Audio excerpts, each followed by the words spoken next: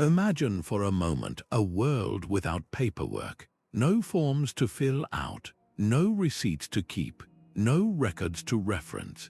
Think about your own life and how often you rely on written proof, a birth certificate, a bank statement, a lease agreement. Now try to picture society itself without any of that. It feels almost unthinkable, doesn't it? That's because the very idea of civilization is deeply tied to our ability to record, organize, and administer. But it wasn't always this way. Thousands of years ago, in the dusty river valleys of the ancient world, something revolutionary was taking shape, the birth of bureaucracy. And it didn't start with filing cabinets or digital spreadsheets. It started with clay, reeds, and the determined hands of scribes who understood that to control an empire, you first had to learn how to keep track of it. We often think of bureaucracy as slow, frustrating, even impersonal.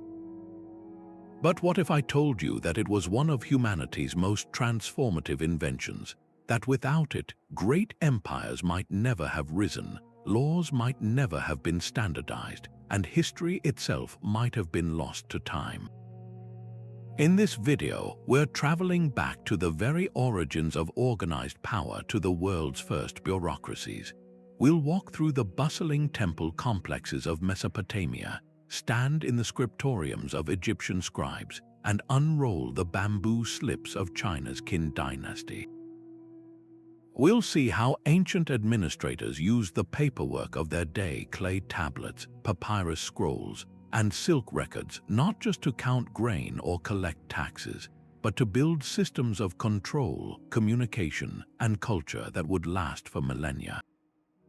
This isn't just a story about lists and ledgers. It's a story about people ingenious, ambitious, and sometimes ruthless, who realized that written words could command armies, feed cities, and shape destinies. It's about the unseen architecture of power that allowed empires to expand, stabilize, and endure.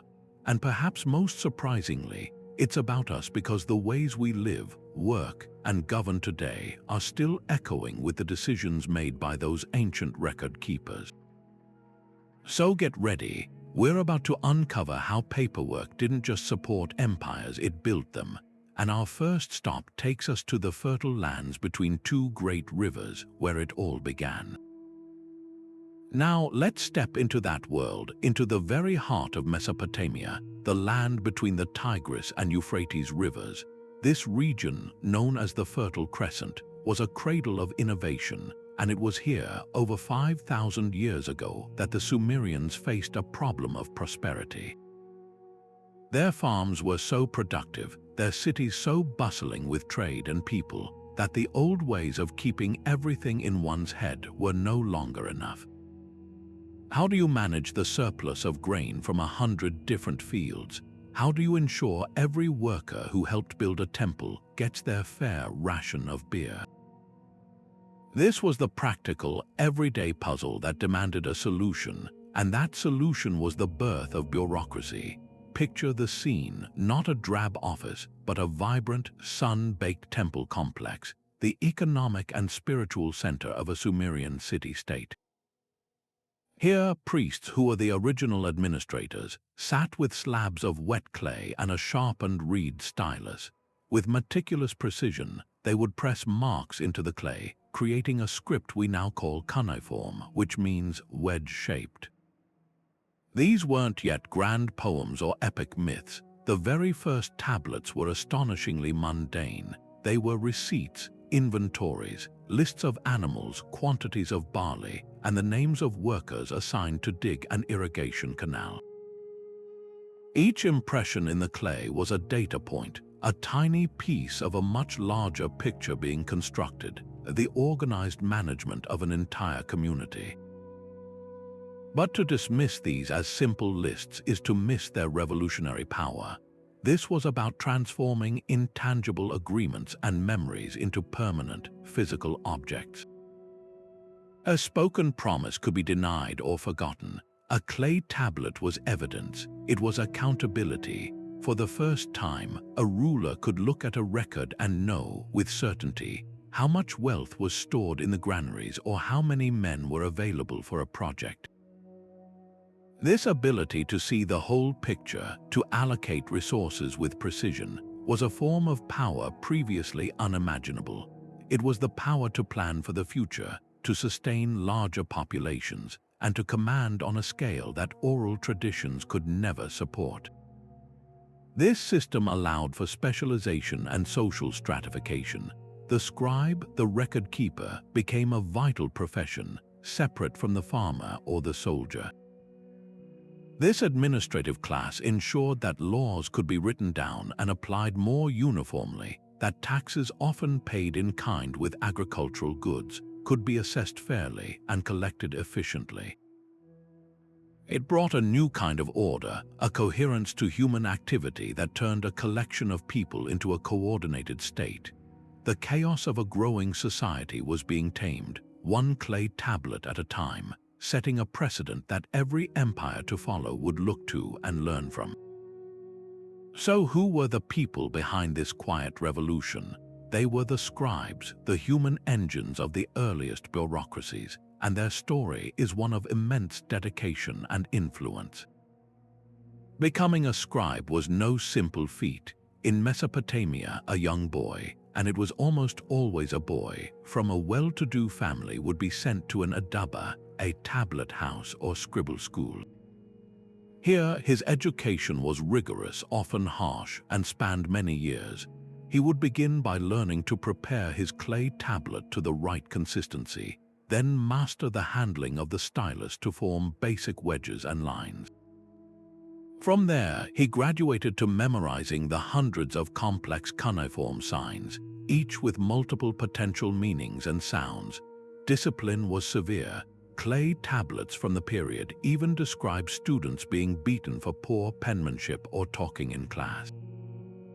Yet the reward for this grueling apprenticeship was a ticket into the most powerful and prestigious class in society. A scribe was not merely a clerk, he was an accountant, a legal advisor, a government official, and sometimes even a diplomat. His literacy made him indispensable. He could draft a legally binding marriage contract for a merchant's daughter, calculate the interest on a loan of silver, compose a letter from a king to a vassal state, and keep the meticulous records of temple offerings that ensured divine favor. In a world where perhaps only 1 or 2% of the population could read and write, the scribe held a near magical skill. Their work provided the very framework for trust and order in complex societies. A spoken agreement between two merchants over a shipment of copper could be disputed, but a contract inscribed on a clay tablet and sealed with cylinder seals was a permanent, undeniable record. This allowed commerce to expand over vast distances. Similarly, a royal decree carved into stone and distributed throughout the kingdom ensured that the law was not just a local custom but a uniform standard, understood and enforced from the capital to the most distant province. Scribes were the neutral channel through which authority flowed, translating the will of the powerful into actionable, documented reality. Beyond the dry ledgers of economics and law, scribes were also the guardians of culture. They copied and preserved epic poetry, religious hymns, and omens. The famous epic of Gilgamesh, one of humanity's oldest great stories, survived for millennia because generations of scribes meticulously copied it onto new tablets.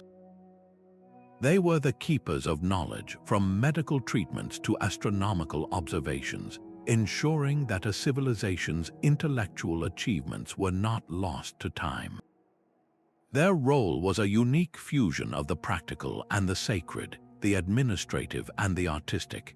They were the indispensable linchpin without which the machinery of empire would have seized up, proving that the most enduring power in the ancient world was often held not by the sword but by the stylus. Think about the material itself for a moment. The choice of clay was a stroke of genius. It was not a rare or expensive commodity. It was mud from the riverbanks, something everyone had access to. When wet, it was soft and pliable, ready to receive the impression of a scribe's stylus. Once the message was inscribed, the tablet could be left to dry in the hot Mesopotamian sun, becoming a durable record. For documents of utmost importance, legal codes, royal proclamations, treaties, the tablet would be fired in a kiln, transforming it into a ceramic artifact nearly as hard as stone. This baked clay could survive fires, floods, and millennia buried in the earth, which is precisely why we have so many of them today. Unlike perishable materials like wood or leather, or even later papyrus, which can crumble in damp conditions, these fired clay tablets became time capsules, preserving the voices of everyday people and powerful kings with astonishing clarity. The script they used, cuneiform, is a story of evolution in itself. It began around 3200 BCE, not as abstract writing, but as simple pictures. A drawing of a head with a bowl meant ration. A sketch of a jar indicated oil, but pictographs are limiting. How do you draw a concept like freedom or guilt? How do you represent sounds or names? Over centuries, the Sumerians streamlined these pictures into a series of wedge-shaped marks made by pressing the corner of a reed stylus into the clay. This shift from representational images to a phonetic system where signs could represent syllables and sounds was the true breakthrough. It meant that any thought, any word, any name could be written down. The same set of wedge combinations could be used to record the Sumerian language, and later was adapted for completely different languages like Akkadian, Hittite, and Elamite. It became the international script of diplomacy and trade throughout the ancient Near East for over 3,000 years. And what did they write on these indestructible tablets? The content is a breathtakingly comprehensive snapshot of an entire civilization.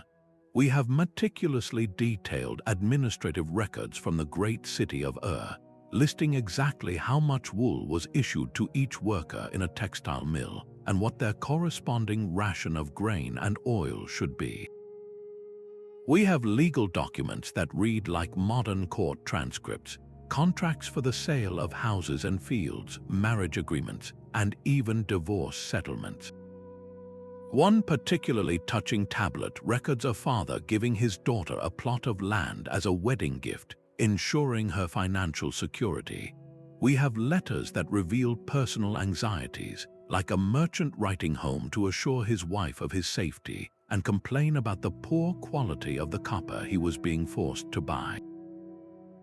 And then, of course, we have the epic literature like the tales of Gilgamesh and the scientific texts, with astronomers tracking the movements of Venus and physicians prescribing remedies for ailments. This system of clay and wedges didn't just record history, it created a new kind of reality. It enabled a concept we take for granted today: institutional memory. A king could consult the records of his predecessor to see how a famine was handled or a rebellion was put down. A temple could track its assets and income over generations, building a stable economic foundation. Disputes over land ownership could be settled not by whose family had the strongest oral tradition, but by who held the oldest property deed on file. This shift from memory to record, from oral tradition to written proof, fundamentally altered how humans interacted with authority, with each other, and with time itself. The bureaucracy built on these clay tablets was constructing a new architecture of society, one based on verifiable data and permanent accountability, setting a standard that would echo through every empire that followed. While Mesopotamia built its bureaucracy on the enduring strength of clay, the ancient Egyptians took a different path, one made possible by the reeds that grew in the marshy banks of the Nile. This plant, papyrus, would become the lifeblood of an administrative machine of unparalleled sophistication and scale. Imagine the process. The stem of the papyrus plant was cut into thin strips, laid side by side, covered with a second crosswise layer, pounded flat, and then left to dry under the hot Egyptian sun. The result was a smooth, lightweight, and surprisingly durable sheet that could be written on with a brush and ink, and then rolled into a scroll. This wasn't just a new writing surface, it was a revolution in information technology. Compared to a heavy, breakable clay tablet, a papyrus scroll was a marvel of portability. A single official could carry the tax records for an entire province under his arm, and a royal messenger could transport a dozen scrolls containing the pharaoh's decrees across the kingdom with ease. This physical advantage unlocked new possibilities for control. The entire ideology of the Egyptian state was built on the concept of divine order, truth, and balance. The pharaoh was the living embodiment of this principle, but it was the bureaucracy that made it a reality on the ground. At the top of this administrative pyramid sat the vizier, the pharaoh's chief minister, and the most powerful official in the land. A figure like the legendary Imhotep who served Pharaoh Djoser was more than an architect, he was the ultimate administrator. His directives, inscribed on papyrus, would flow down through a complex hierarchy of officials, each responsible for a specific domain. There were overseers of the granaries who meticulously recorded the annual harvest, a task of existential importance in a land dependent on the Nile's flood. There were chiefs of the treasury who accounted for every deban of gold and every measure of grain that entered the state's coffers. And there were magistrates and scribes of the law courts who documented legal proceedings and ensured that judgments were recorded for posterity. The work of the Egyptian scribe was therefore imbued with a sacred duty. A surviving text instructing young scribes captures this well, stating, "Set your heart on being a scribe so you may direct the entire land." Their writings were the threads that wove the two lands of Upper and Lower Egypt into a single, cohesive tapestry. A tax collector in the Delta region used his scrolls to ensure contributions were sent north to the capital. A quarry foreman in Aswan received written orders detailing the number of stone blocks needed for a new pyramid, and reported back on his progress. This constant, reliable flow of information allowed the central government in Memphis or Thebes to manage resources, coordinate massive labor projects, and maintain order across a territory that stretched for hundreds of miles. The longevity of Egyptian civilization, its stability for nearly 3,000 years, is a direct testament to the effectiveness of this papyrus-powered administration. It proved that an empire could not just be conquered by force, but could be sustained generation after generation through the meticulous, unglamorous, and utterly essential work of paperwork. Now let's travel forward in time and a few hundred miles to the west, to the great city of Babylon on the banks of the Euphrates River. Here, around 1750 BC, King Hammurabi achieved something that would resonate through the ages. He didn't just conquer a vast empire, he sought to unify it not only by force, but through a revolutionary concept, the rule of written law. His lasting monument wasn't a grand palace or a towering ziggurat, though he built those too. It was a black stone pillar, a stele, standing over 7 feet tall, upon which were meticulously carved 282 laws. This was the Code of Hammurabi, and it represents one of history's most profound fusions of bureaucracy and justice. To understand its true power, you have to look past the laws themselves and see the stele for what it truly was, not just a proclamation, but a working administrative tool. Copies of this code were erected in public squares and temple courtyards across the Babylonian Empire. This was a deliberate act of bureaucratic policy. For the first time, the law was not a secret held by priests or whispered by elders. It was out in the open, available for any literate citizen, or more likely, a scribe who could read it to them, to see. A farmer disputing the boundaries of his field could, in theory, point to the relevant statute. A merchant unsure of his liability for a lost shipment could have the terms of contract law read aloud. This public display was a masterstroke. It demystified justice, making it seem less like the arbitrary whim of a local chieftain and more like a predictable, knowable system that emanated from the king himself. The content of the code reveals a bureaucracy intensely concerned with standardizing life in a diverse and sprawling empire. It covers an astonishing range of human activity, from the monumental to the mundane. There are laws governing serious crimes like murder, theft, and assault, famously operating on a principle of proportional retaliation, an eye for an eye.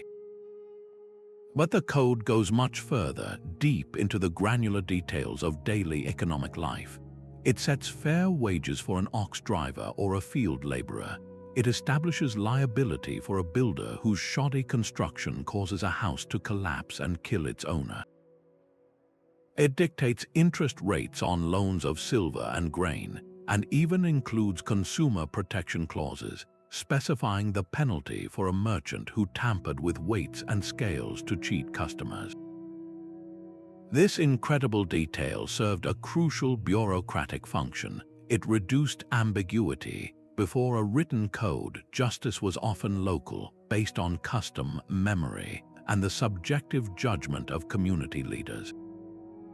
This could lead to wildly different outcomes in different parts of the empire, fostering instability and resentment. Hammurabi's code aimed to replace that patchwork with a single, uniform standard. A provincial judge, perhaps days of travel from the capital, could now consult the same set of rules as a judge in Babylon City. This ensured that a case involving a disputed inheritance or a faulty boat rental would be adjudicated similarly whether it was heard in the north or the south. The written word became the great equalizer, a tool for imposing a centralized vision of order onto a conquered realm of different tribes and cities. Of course, this system was not about equality as we understand it today. The laws clearly delineated different penalties for the same crime based on the social status of the victim and the perpetrator, whether they were a noble, a commoner, or a slave. But in its own context, this was still a form of standardization. It created a predictable, if hierarchical, social framework. The bureaucracy needed this clarity to function. Scribes could record judgments knowing they adhered to a published standard. Tax collectors could operate under known rules. The entire administrative apparatus gained a solid, written foundation upon which to operate, moving the empire from a collection of disparate peoples who were ruled by Babylon to a unified entity that was governed by Babylonian law. Hammurabi's genius was realizing that conquest could be achieved by the sword, but control could only be maintained by the written word.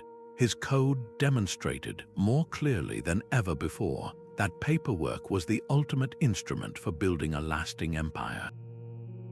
If the Mesopotamians and Egyptians showed the world the power of record-keeping, and the Babylonians demonstrated the force of codified law, then the Qin Dynasty of ancient China represents the ultimate, terrifying refinement of bureaucracy as an instrument of total control. Emerging from the chaos of the Warring States period, the Qin state, under the leadership of the formidable King Zheng, who would later declare himself Qin Shi Huang, the first emperor, pursued a philosophy known as legalism.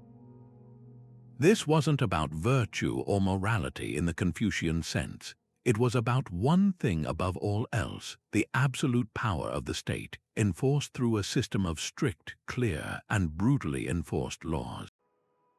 And to make those laws inescapable, they built a bureaucracy of breathtaking efficiency and ruthlessness, one that sought to standardize human life itself. The sheer scale of their administrative ambition is almost hard to comprehend.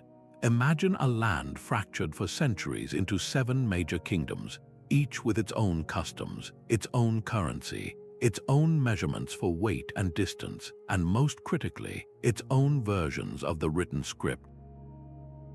A merchant traveling from what is now Beijing to the Sichuan Basin would need to be a linguist and a mathematician just to conduct basic trade, navigating a bewildering patchwork of local rules. Qin Shi Huang and his chief minister, Lai Si, saw this variation not as cultural richness, but as weakness and a threat to central authority. Their solution was a series of sweeping, top-down decrees that aimed to erase local differences and create a monolithic, unified state. They mandated a single, standardized set of measurements for length, volume, and weight. A kai was now the same length from the Yellow River to the southern jungles. A du was the same volume everywhere. This meant that when the central government levied a tax of 1 du of grain per household, there could be no confusion or argument about what was owed. It was a masterstroke of economic control, streamlining taxation, and trade to fill the imperial coffers with precision. But their most profound and lasting innovation was the standardization of the Chinese writing system. Before the Qin, the same word could be written in wildly different ways depending on the region. Lai Si decreed the use of the small seal script as the official standard for all government documents, and he ordered the destruction of any books written in other, non-approved scripts, particularly those promoting rival philosophies like Confucianism. This was more than just a spelling reform. It was an act of immense cultural and political power. For the first time, an edict written by a bureaucrat in the capital could be sent to a military commander on a distant frontier and be understood instantly without the need for translation or interpretation. It created a unified administrative language that bound the empire together intellectually, allowing for a centralized command structure that was previously impossible. The very tool of communication became a tool of domination, ensuring that the will of the emperor could be transmitted with perfect clarity and enforced with uniform brutality across a vast territory. The physical tools of this bureaucratic machine were both humble and sophisticated. While the elite might use expensive silk for important scrolls, the everyday workhorse of Qin administration was the bamboo slip. Officials would take thin strips of bamboo, write a single column of characters on each one with a brush and ink, and then bind them together with cords to form a pages-long document, a volume, or a continuous roll. These bamboo slip archives have been found in tombs and abandoned wells, preserving everything from detailed legal statutes and Hyperion-detailed census records to mundane supply requests for armor units. One incredible cache contained the records of a low-level county magistrate, detailing his investigations into thefts, his management of corvée labor crews, and even his requests for more writing supplies. This hyper-organized paperwork enabled the Qin to achieve logistical feats that still stagger the imagination. The construction of the first Great Wall, linking and expanding existing fortifications, required the coordination of hundreds of thousands of laborers, soldiers, and engineers. The project was managed through a relentless flow of documents, requisition orders for tools and food, work assignments, progress reports, and disciplinary records. Similarly, the creation of the Terracotta Army with its thousands of unique, life-sized soldiers was not an artistic free-for-all. It was a mass production operation organized with military precision. Potters' workshops were stamped with identifying marks for quality control, a system of accountability enforced by the ever-watchful bureaucracy. This system was ruthlessly effective, but it was also incredibly oppressive. The Qin state was essentially a police state, and its bureaucracy was the engine of its terror. The laws were designed to be so harsh and the penalties so severe: mutilation, forced labor, execution. that fear would compel obedience. Every household was registered, every individual was accountable. The famous Qin census wasn't just a count of people, it recorded age, sex, and occupation, allowing the state to draft soldiers, conscript laborers, and collect taxes with terrifying efficiency. This level of control allowed the Qin to crush internal dissent and conquer their rivals, but it also bred immense resentment. The very paperwork that gave the state its power became a symbol of its tyranny, a constant, intrusive presence in the lives of ordinary people. The Qin Dynasty was short-lived, collapsing shortly after the death of its first emperor, but its bureaucratic legacy was permanent. The Han Dynasty that followed learned from the Qin's excesses, tempering its ruthlessness but keeping its core innovations: the standardized script, the centralized administrative system, the census, and the use of a merit-based civil service to run it all. They proved that the Qin blueprint for control was so powerful that even its enemies had to adopt it, creating a template for imperial governance in China that would last for the next 2,000 years. While the Qin Dynasty was perfecting bureaucracy for control in the East, a different model was emerging in the West, one built on a blend of law, pragmatism, and an unparalleled talent for integration. The Roman Empire didn't just conquer the known world, it administered it with a sophistication that would become the envy of history. Its secret weapon wasn't only the legendary legions, but an equally formidable army of clerks, accountants, and magistrates who understood that true power lay not just in winning territory, but in knowing everything about it and everyone in it. This was an empire managed by ledgers as much as by legions, and its administrative heart beat in buildings called tabulariums, the central archives where the state's memory was stored. Think about the sheer diversity of the Roman world at its height, from the rainy hills of Britannia to the deserts of Egypt, encompassing countless languages, religions, and local customs. Governing this mosaic required a flexible but firm hand. The Romans achieved this through a brilliant system of documentation that created order without always demanding uniformity. The first and most fundamental record was the census, conducted every 5 years. This was far more than a simple head count. Census takers, often local elites granted Roman citizenship for this very duty, would travel to every province and record a staggering amount of information for each head of household: their name, age, all members of their family, their slaves, their property value, and their wealth in land and livestock. This data was the lifeblood of the empire. It determined your tax bracket, your eligibility for military service, and even your political status.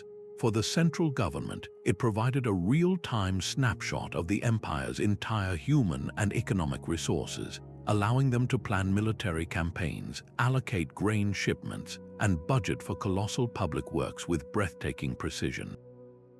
To manage this constant flood of information, Roman officials employed a variety of writing materials suited to the task. For quick, temporary notes, they used wax tablets, wooden frames filled with wax that could be written on with a stylus and then smoothed over for reuse, making them the ancient equivalent of a scratchpad or a reusable notebook. For more permanent, important documents like legal contracts, tax rolls, and imperial correspondence, they used papyrus imported from Egypt, and later, for the most valuable texts meant to last for generations, like copies of laws or literary works, they used parchment made from treated animal skin. These documents were meticulously organized and stored in the tabularium, a fireproof building on the Capitoline Hill in Rome, ensuring that a governor in Gaul could be held accountable for his actions years later because the proof was safely archived thousands of miles away. But information is useless if it cannot move, and this is where Rome's genius for infrastructure truly shone. All those famous roads, built for the rapid movement of legions, became the information superhighways of the ancient world.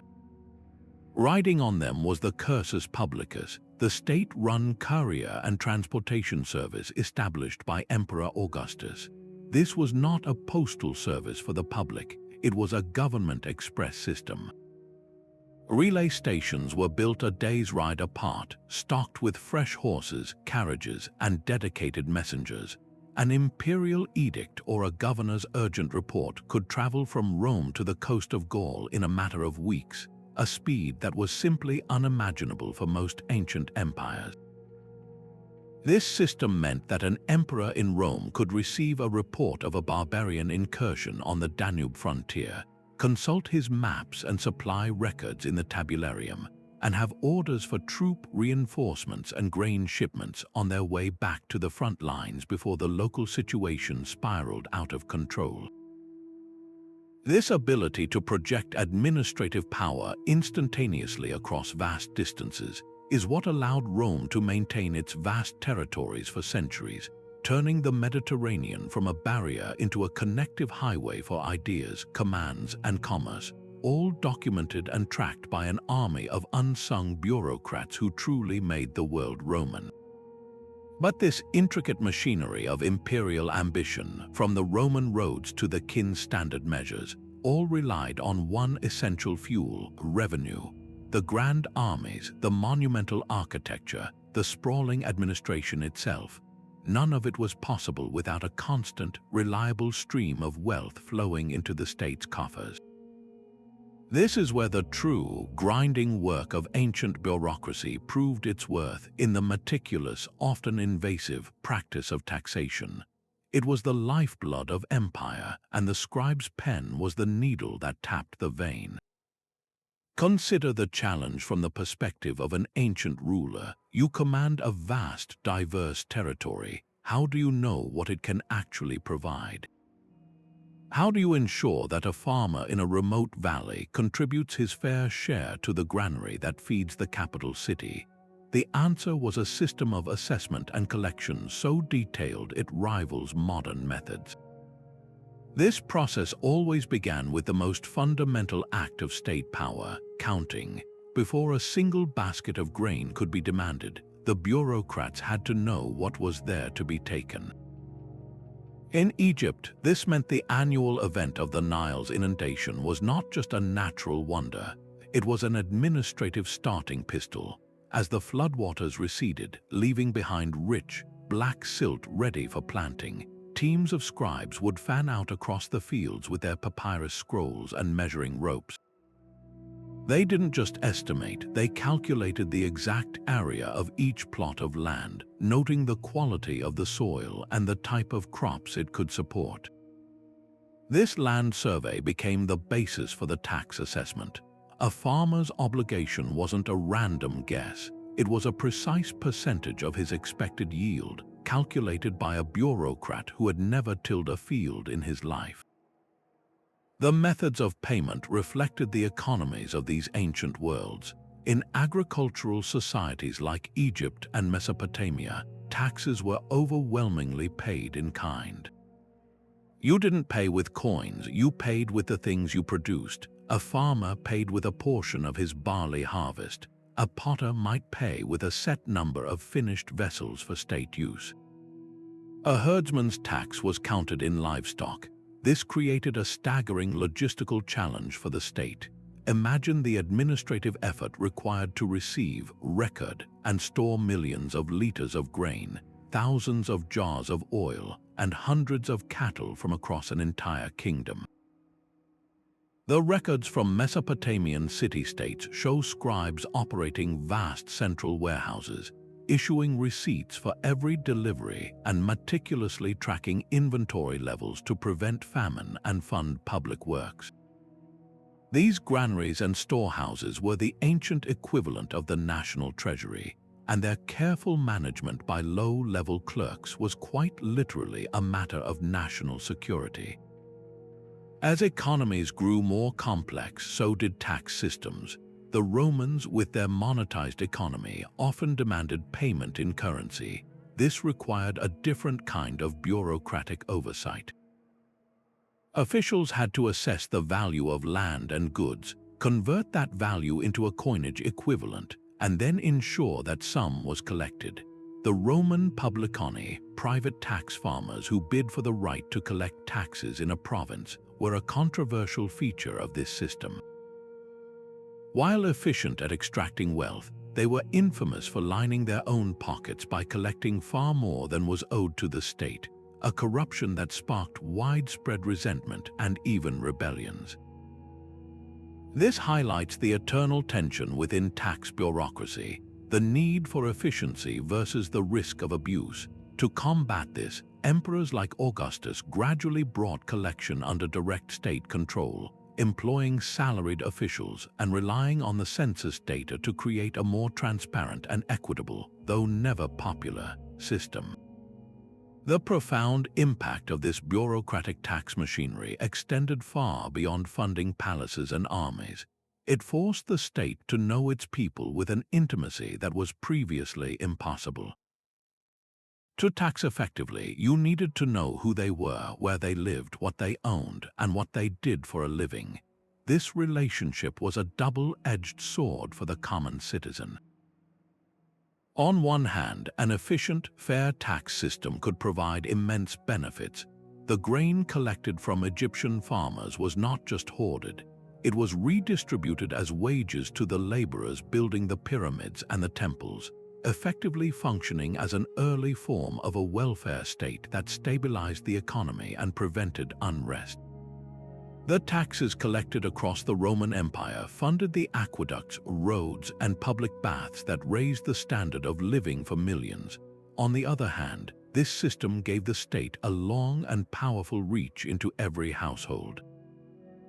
The scribe who recorded your harvest could also conscript your son into the army or demand your labor for a state project. The tax roll was also a draft list and a labor registry. This created a form of control that was as potent as any army. A community that failed to meet its tax obligations could face severe penalties, from confiscation of property to enslavement. The very paperwork that ensured the empire's stability could also be an instrument of its oppression, a constant reminder that the central authority was always watching, always counting, and always expecting its share. The ability to systematically extract and manage this wealth was perhaps the ultimate expression of bureaucratic power, turning abstract authority into tangible resources that could build wonders and crush dissent in equal measure. But all of this paperwork, the tax rolls, the legal codes, the endless inventories would have been useless if it simply piled up in a corner and was forgotten. The true power of ancient bureaucracy wasn't just in creating records, it was in knowing exactly where to find them. This is where the story takes us to the heart of imperial intelligence, the archive and the library. These were not quiet halls of dusty contemplation. They were the dynamic, strategic command centers of the ancient world, the physical places where information was transformed into actionable power. Think of them as the hard drives of antiquity, and the scribes and librarians as the system administrators who knew how to access the data that could make or break a kingdom. One of the most spectacular examples was unearthed not in a famous capital, but at the site of the ancient city of Ebla in modern-day Syria. Here, archaeologists discovered a royal palace archive that had been beautifully preserved by the fire that destroyed the city around 2350 BC. The fire baked some 15,000 clay tablets, locking their contents in time. This wasn't a random collection. It was a meticulously organized state repository. The tablets were stored on shelves, sorted by topic, and even included labeled summaries on the edges of tablets to help clerks find specific documents quickly. Within these rooms, officials could access treaties with other powerful cities like Hammurabi and Ashur, detailed records of textile production and metalworking, and meticulous accounts of royal gifts and tributes. The king of Ebla could, in a moment, pull up a record of what a distant vassal had sworn to pay him 5 years prior, holding them to their word with the undeniable weight of written evidence. This archive was the memory of the kingdom, and it allowed Ebla to administer a small empire through a network of alliances and exacting economic control, all verified by its vast collection of filed paperwork. On a far grander and more tragic scale was the Great Library of Alexandria. Founded in the 3rd century BCE in the cosmopolitan capital of Ptolemaic Egypt, it represented the ultimate evolution of this idea that knowledge itself was a resource to be collected, curated, and deployed. The Ptolemies were ruthless in their pursuit of scrolls. They were known to confiscate every book from every ship that docked in Alexandria's harbor, have them copied by the library's army of scribes, and then often keep the originals, giving the copies back to the frustrated owners. They sent agents across the known world to buy or borrow texts of every kind. The goal was to assemble all human knowledge in one place, not just Greek poetry and philosophy, but Egyptian medical texts, Mesopotamian astronomical observations, and Phoenician trade records. This made the library far more than a scholar's retreat. It was a weapon of soft power. By possessing the known world's knowledge, Alexandria became the indispensable center of learning and innovation. A foreign engineer wanting to design a new siege engine might need to consult texts held only in Alexandria. A doctor seeking a rare treatment for a disease would have to journey there. This concentration of information attracted the greatest minds of the era, figures like Euclid, who formulated his geometry there, and Eratosthenes, who calculated the circumference of the Earth using texts housed in its collections. The library gave the Ptolemaic dynasty immense prestige and a practical advantage, making their city the intellectual capital of the Mediterranean and a hub for the advanced science and technology that could bolster their state. The practical function of these repositories for the day-to-day running of an empire cannot be overstated. They provided what we now call institutional memory. A new official appointed to govern a restive province could visit the archives and read the reports of his predecessors to understand the specific grievances of the local population, the failed policies, and the successful strategies for maintaining order. A judge presiding over a complex land dispute could reference decades-old property deeds and court rulings to ensure his decision was consistent with precedent, creating a stable and predictable legal environment that fostered public trust. When negotiating a treaty with a rival power, diplomats could consult archived records of past agreements to understand the history of the relationship and avoid making concessions that had been rejected before. This ability to learn from the past and avoid repeating mistakes was a colossal advantage. It meant that an empire wasn't doomed to relearn the same lessons with every generation of leadership. The knowledge of the past remained accessible, a permanent resource for planning the future. This cultural investment in preservation also had an unintended but profound consequence. It saved our history. The bureaucratic impulse to keep records for practical, administrative reasons is the very reason we know so much about these ancient civilizations today. The mundane tax receipt, the property contract, the laundry list of temple offerings, these were the documents that, by chance or design, survived the collapse of empires. They provide a window into the daily lives of ordinary people, not just the grand narratives of kings and battles. The bureaucratic need to file and store created a vast, accidental time capsule. So when we marvel at our ability to understand the thoughts and concerns of someone who lived 4,000 years ago, we have to thank the ancient bureaucrat who carefully placed that clay tablet on a shelf, ensuring that a simple record of a business transaction would one day become a priceless piece of the human story. We often picture ancient warfare as a clash of brute force, of heroic champions and chaotic melees, but behind every great general stood an even greater accountant. The true backbone of any military campaign, from the Assyrian plains to the Roman frontiers, was not the sharpest spear, but the most meticulous ledger. Victory on the battlefield was first secured on the scribe's tablet, through an overwhelming avalanche of logistics that could only be managed by a highly organized bureaucracy. An army, as the old adage goes, marches on its stomach, but it also marches on precise paperwork that tells it where to go, what to eat, and what to fight with. Consider the Assyrian Empire, often remembered for the terrifying ferocity of its warriors. Their real secret to building a vast empire, however, was a ruthless efficiency in military administration. The clay tablets they left behind offer a stunningly granular view of this machine. We don't just have epic poems about kings, we have inventory lists from quartermasters. One tablet might meticulously record the exact number of arrows issued to a single charioteer, 500. Another details the daily bread ration for a specific unit of 100 soldiers, down to the loaf.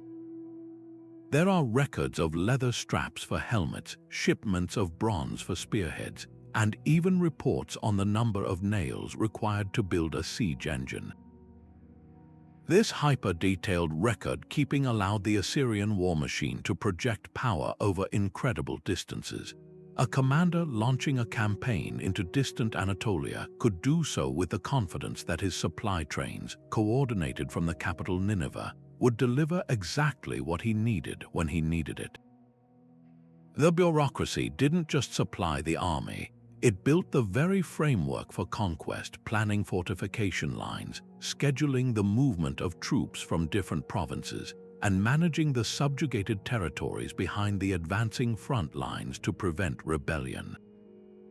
Their terrifying reputation was built as much by the scribe's stylus as by the soldier's sword. The Romans elevated this logistical art to a level that would not be seen again in Europe for over 1,000 years. The might of a Roman legion was inseparable from the efficiency of its administrative corps. Every legion had its own dedicated staff of clerks and record keepers. Before a campaign even began, provincial governors and military planners in Rome would consult vast archives to determine which legions were at full strength, which supply depots along the intended route were stocked, and what resources could be requisitioned from allied tribes along the way. The daily life of a soldier was enmeshed in paperwork. His pay was recorded on a roll, with deductions itemized for his food, his equipment, and even his burial club. When he received his grain ration, it was logged.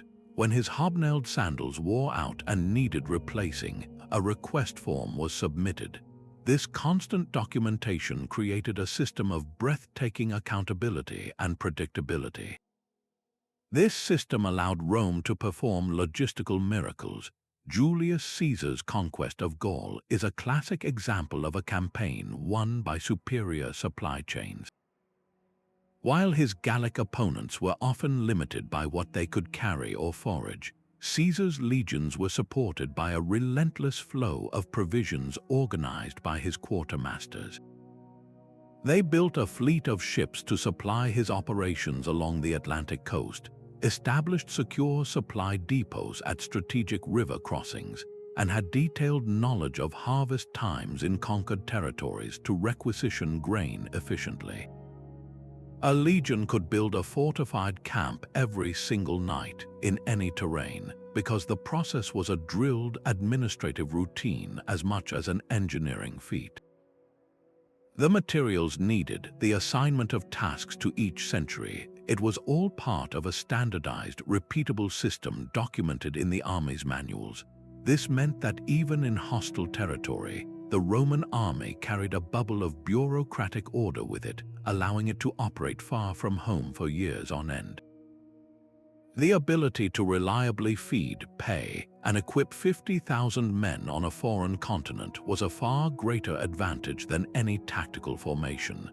It was this unwavering support system, managed by countless unnamed clerks, that made the legions truly invincible, proving beyond any doubt that the pen, in the hands of a military bureaucrat, was indeed mightier than the sword.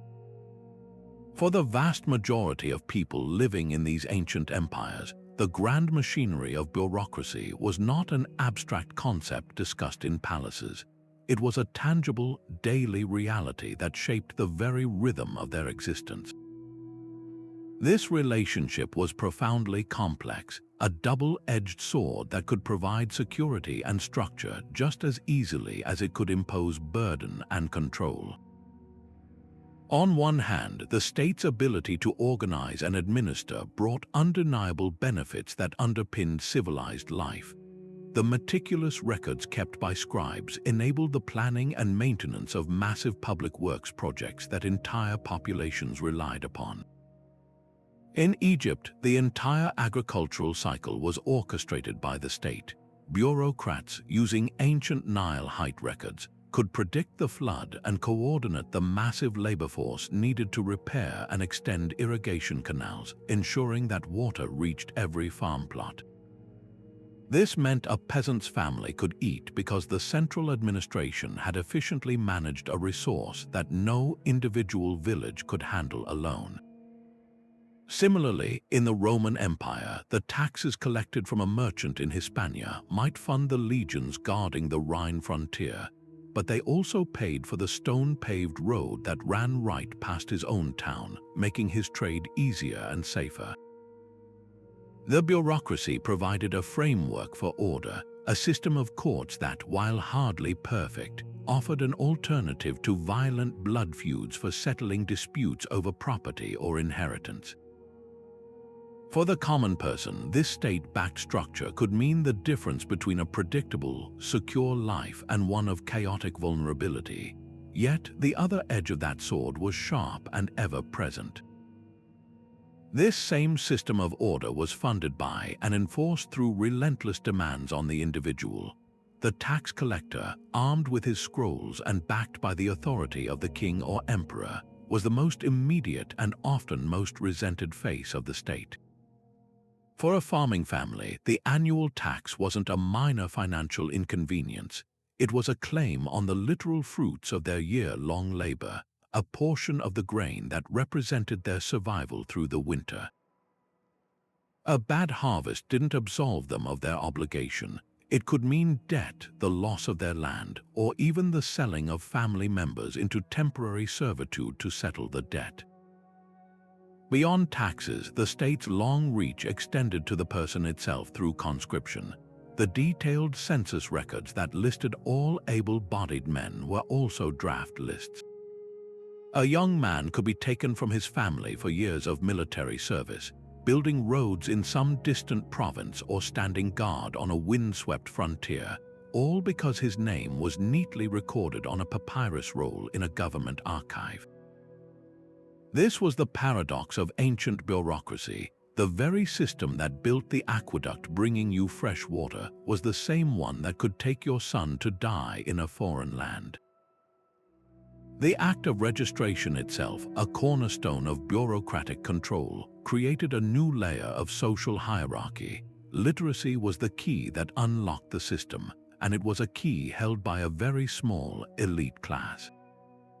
The scribe who recorded your property transaction, the clerk who assessed your tax bill, the magistrate who interpreted the law, they all belonged to a privileged world of letters that was closed to the 90+% of the population who were illiterate. This created a power dynamic that was inherently unequal. A peasant had to trust that the scribe was transcribing his land boundary correctly or calculating his grain tax fairly. He had no way to independently verify the document that would define his obligations and rights.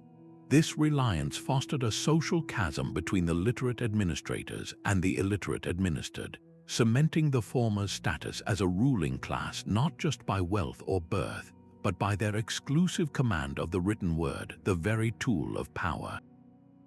This constant interaction with the bureaucratic apparatus fundamentally shaped cultural identity and social mobility. In places like Egypt, where the state was synonymous with the divine pharaoh participating in the system, by paying taxes or contributing labor to a state project, could be seen as a religious duty, a way of participating in the cosmic order of matter. Your identity was intertwined with your role in the state's grand design. Conversely, the system could also stifle mobility. In a highly regimented society like Qin Dynasty China, your registered occupation, be it farmer, soldier, or artisan, could become hereditary, locking your family into a specific social and economic role for generations. The paperwork didn't just manage people, it categorized and often confined them, defining their place in the world. The story of ancient bureaucracy is therefore not just one of empires and kings, but of every individual who ever had their harvest measured, their name recorded on a census, or their dispute settled by a referenced law. It is the story of how the written word began to mediate the relationship between the individual and the collective, creating a new social contract where order and security were purchased with a price of obligation and surveillance, a foundational trade-off that continues to echo in our modern lives. But this intricate web of state control, reaching into the home and the field, finds its origins in a place we might not initially expect: the sacred precincts of the temple. Long before there were standalone government offices or royal ministries, the original hubs of bureaucracy were deeply intertwined with the divine. Religious institutions, with their unique combination of infrastructure, public trust, and a monopoly on literacy, became the natural, and often the only, centers capable of handling the complex administrative tasks required by growing societies. This wasn't a separation of church and state, but a powerful fusion where spiritual authority and bureaucratic necessity became one and the same, creating a system where paperwork itself could be sanctified. In the sprawling temple complexes of ancient Mesopotamia, this fusion was absolute. These were not merely places of worship, they were the largest economic enterprises in the city-state, controlling vast tracts of agricultural land, herds of livestock, and workshops producing everything from textiles to tools. Managing this immense wealth required an army of administrators, and it was the temple priests who filled this role. Picture the inner sanctum of a Sumerian temple. Alongside the altars and statues of the gods, you would find storerooms overflowing with clay tablets. These were the account books of the gods themselves. Scribe priests meticulously recorded every offering brought by a devout citizen: a jar of oil, a sheep, a bundle of reeds, noting it as a transaction credited to the donor's spiritual account. But they also managed the temple's enormous productive capacity, issuing rations to the hundreds of workers, artisans, and even the slaves who were all considered employees of the divine household. The temple functioned as a central bank, a redistributive center, and the largest employer in town, all under the sacred authority of the city's patron deity. This system was incredibly effective because it was underpinned by faith. To cheat the temple's records was not just a crime against the state, it was a sin against the god, ensuring compliance in a way that purely secular authority might not have achieved. Down the Nile in Egypt, the connection between the divine and the administrative was even more seamless, woven into the very fabric of cosmic order, or mat. The pharaoh was a god-king, and thus his entire administration was an extension of his divine will. Priests held key bureaucratic roles, and their most critical duty was timekeeping. The Egyptian calendar was a religious document that dictated the schedule of festivals essential for appeasing the gods, but it was also a practical agricultural blueprint. The same priest astronomers who tracked the stars to determine the correct date for a festival to Osiris were also predicting the annual inundation of the Nile. This was information of existential importance. Knowing when the flood would come and how high it would rise allowed the central government to plan the agricultural year, calculate expected tax yields, and mobilize labor for irrigation projects. The authority to declare the beginning of the planting season rested with these priests, making them the ultimate managers of the Egyptian economy. Their administrative pronouncements carried the weight of divine revelation, blending practical necessity with spiritual decree so completely that to obey the bureaucrat was to worship the god. This model was so successful because religious institutions possessed the three key ingredients for effective bureaucracy: infrastructure, trust, and literacy. Temples were often the most durable and secure buildings in a city, with dedicated storage rooms perfect for safeguarding precious archives of clay tablets or papyrus scrolls. More importantly, they commanded a level of public trust that an emerging secular kingship might not yet enjoy. People were accustomed to bringing their valuables to the temple as offerings and having them recorded faithfully. It was a small step to also use the temple as a neutral repository for legal contracts, property deeds, and marriage agreements. Finally, and most crucially, literacy was initially a sacred and restricted art. In its earliest days, writing was not for mundane communication, but for speaking to the gods and recording divine affairs. The skills of reading and writing were developed and guarded by the priestly class, making them the only people capable of performing the complex tasks of record-keeping, accounting, and legal documentation.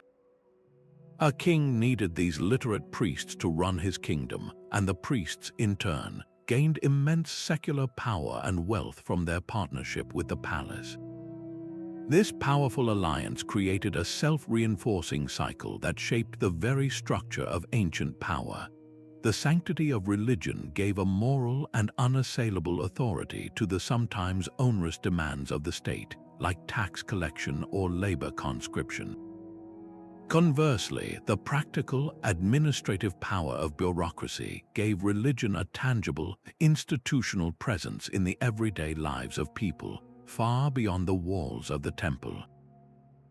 It turned faith into a structured, manageable system. This fusion ensured social cohesion by presenting a unified front where the will of the god and the rule of the king were indistinguishable, all documented and enforced through the meticulous, sacred work of the scribe priest.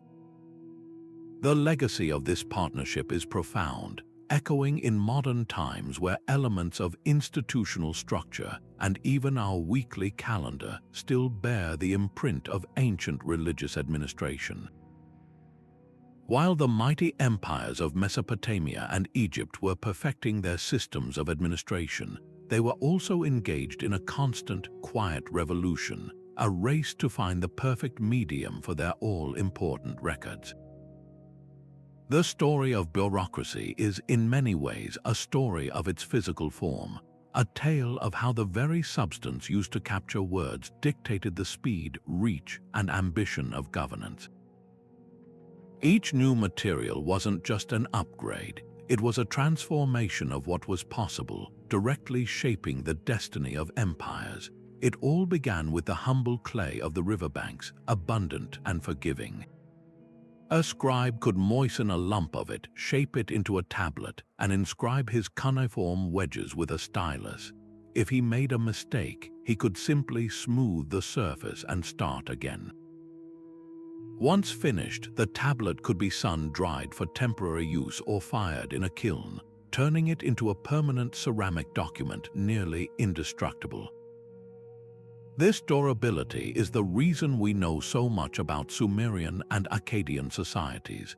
Their receipts and contracts literally hardened into history, but clay had its limits. It was incredibly heavy. An archive of a few thousand tablets weighed tons, making it utterly impractical for any kind of mobile administration or long-distance communication. You couldn't easily send a clay tablet with a royal messenger on a fast horse. It was a stationary, rooted technology, perfect for the central temple or palace archive, but ill-suited for a growing, dynamic empire. This need for portability drove the next great innovation, one that sprouted from the marshy banks of the Nile. The Egyptians mastered the art of turning the papyrus plant into a revolutionary writing surface. The process was ingenious. The plant's pith was cut into thin strips, laid side by side, covered with a second crosswise layer, pounded together, and left to dry, creating a strong, flexible, and remarkably lightweight sheet.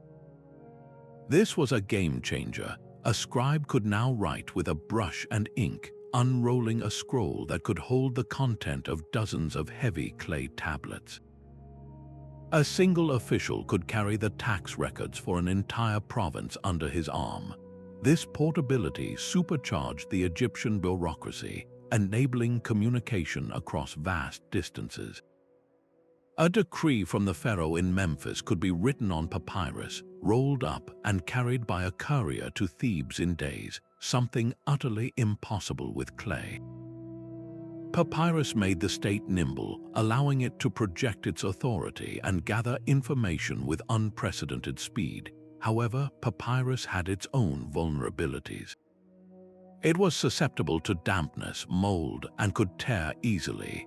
While it was perfect for the dry Egyptian climate, it fared poorly in the more humid environments of the Mediterranean, limiting its universal adoption and creating a demand for something even more resilient. That solution emerged from the ancient world's knack for resourcefulness, giving us parchment. Unlike papyrus, which was made from a plant, parchment, and its close relative, vellum, was made from animal skins, typically calf, goat, or sheep. The process was labor-intensive, involving soaking, stretching, scraping, and drying the skin under tension to create a smooth, uniform, and incredibly durable writing surface. Its great advantage was its reusability. A scribe could scrape the ink off an old parchment manuscript and write over it again, a recycled book known as a palimpsest. This made it valuable in a world where writing materials were expensive. More importantly, parchment was tough. It could survive travel, handling, and a variety of climates far better than fragile papyrus. It could be folded and bound into books or codices, a format that would eventually replace the scroll and allow for easier reference and organization of information. This durability made it the preferred medium for important legal documents, religious texts, and imperial charters throughout the Roman and Byzantine empires and into the Middle Ages. It was the material of permanence, chosen when the message absolutely had to last. Yet, the very process that made it so durable, the careful preparation of animal hides, also made it expensive. Producing a single Bible could require the skins of hundreds of animals, putting it out of reach for everyday administrative use. The bureaucracy still craved a material that was both cheap and versatile. That world-changing invention came from the East, from the Han Dynasty court of China around 2,000 years ago. While legend credits the court official Kailan with its formal presentation to the emperor in 105 CE, papermaking was likely the culmination of earlier experiments. The Chinese process was another stroke of genius, using humble and abundant materials like mulberry bark, hemp rags, and old fish nets. These were broken down into a pulp mixed with water and then sieved through a screen to form a thin sheet which was pressed and dried. The result was paper, lightweight, flexible, surprisingly strong, and most importantly, incredibly cheap to produce in large quantities. This was the final piece of the puzzle. Paper combined the low cost and versatility of papyrus with a durability approaching that of parchment. It could be folded, rolled, written on both sides, and produced in sheets of any size. This innovation supercharged the Chinese bureaucracy, which was already one of the most sophisticated in the world. Now, every minor official could afford to keep detailed records. Edicts could be copied and distributed by the thousands. The famous imperial exams, which selected government officials based on merit, were made possible by the widespread availability of paper for study texts and examinations. It was a democratizing force for information. allowing knowledge and administrative decrees to flow through every level of society with an ease never before possible. This evolution from clay to papyrus to parchment to paper is far more than a simple history of stationery. It is a direct reflection of the growing complexity and ambition of empires themselves. The heavy, stationary clay tablet suited the city-state. The portable papyrus scroll empowered the river-based kingdom of Egypt. The durable parchment codex served the far-flung, multicultural Roman Empire that needed laws to last for centuries. And the cheap, versatile paper enabled the massive, hyper-organized bureaucratic state of Imperial China. Each material expanded the administrative horizon, allowing for more detailed records, faster communication, and more intricate systems of control. The medium truly shaped the message, and in doing so, it shaped history, determining how effectively a ruler could govern, how far his laws could travel, and how long his commands would be remembered. The story of paperwork is at its heart the story of power itself, written and rewritten on whatever surface was available to make it real. Yet for all the administrative might that enabled these thriving economies, the ancient world also offers us a powerful cautionary tale about the inherent vulnerabilities of even the most sophisticated systems. This incredible economic machinery, powered by the meticulous work of scribes and officials, was not immune to its own unique set of failures. The very tools designed to create order and fairness could, when corrupted or misapplied, become instruments of oppression, stifling the very prosperity they were meant to foster. The weight of the state, so precisely calculated through its ledgers and tax rolls, could sometimes become a burden too heavy for its people to bear. Yet for all its undeniable power to build empires and organize societies, this intricate machinery of ancient administration had a dark underbelly, a side that often bred frustration, injustice, and sometimes even catastrophe. The very systems designed to eliminate chaos and unpredictability could, over time, become sources of a different kind of disorder, one characterized by maddening delays, suffocating red tape, and the quiet corrosion of corruption. This wasn't a minor flaw, it was an inherent risk woven into the fabric of bureaucracy itself, a price paid for the order it provided, and it's a story told not in grand monuments, but in the complaints of common people and the satires of sharp-tongued writers. We can almost hear the exasperated sighs from across the millennia. In the bustling forums of Rome, the poet Juvenal turned his sharp wit on the city's clerks, painting them as petty tyrants obsessed with procedure, more concerned with the proper form of a document than with the justice of its content.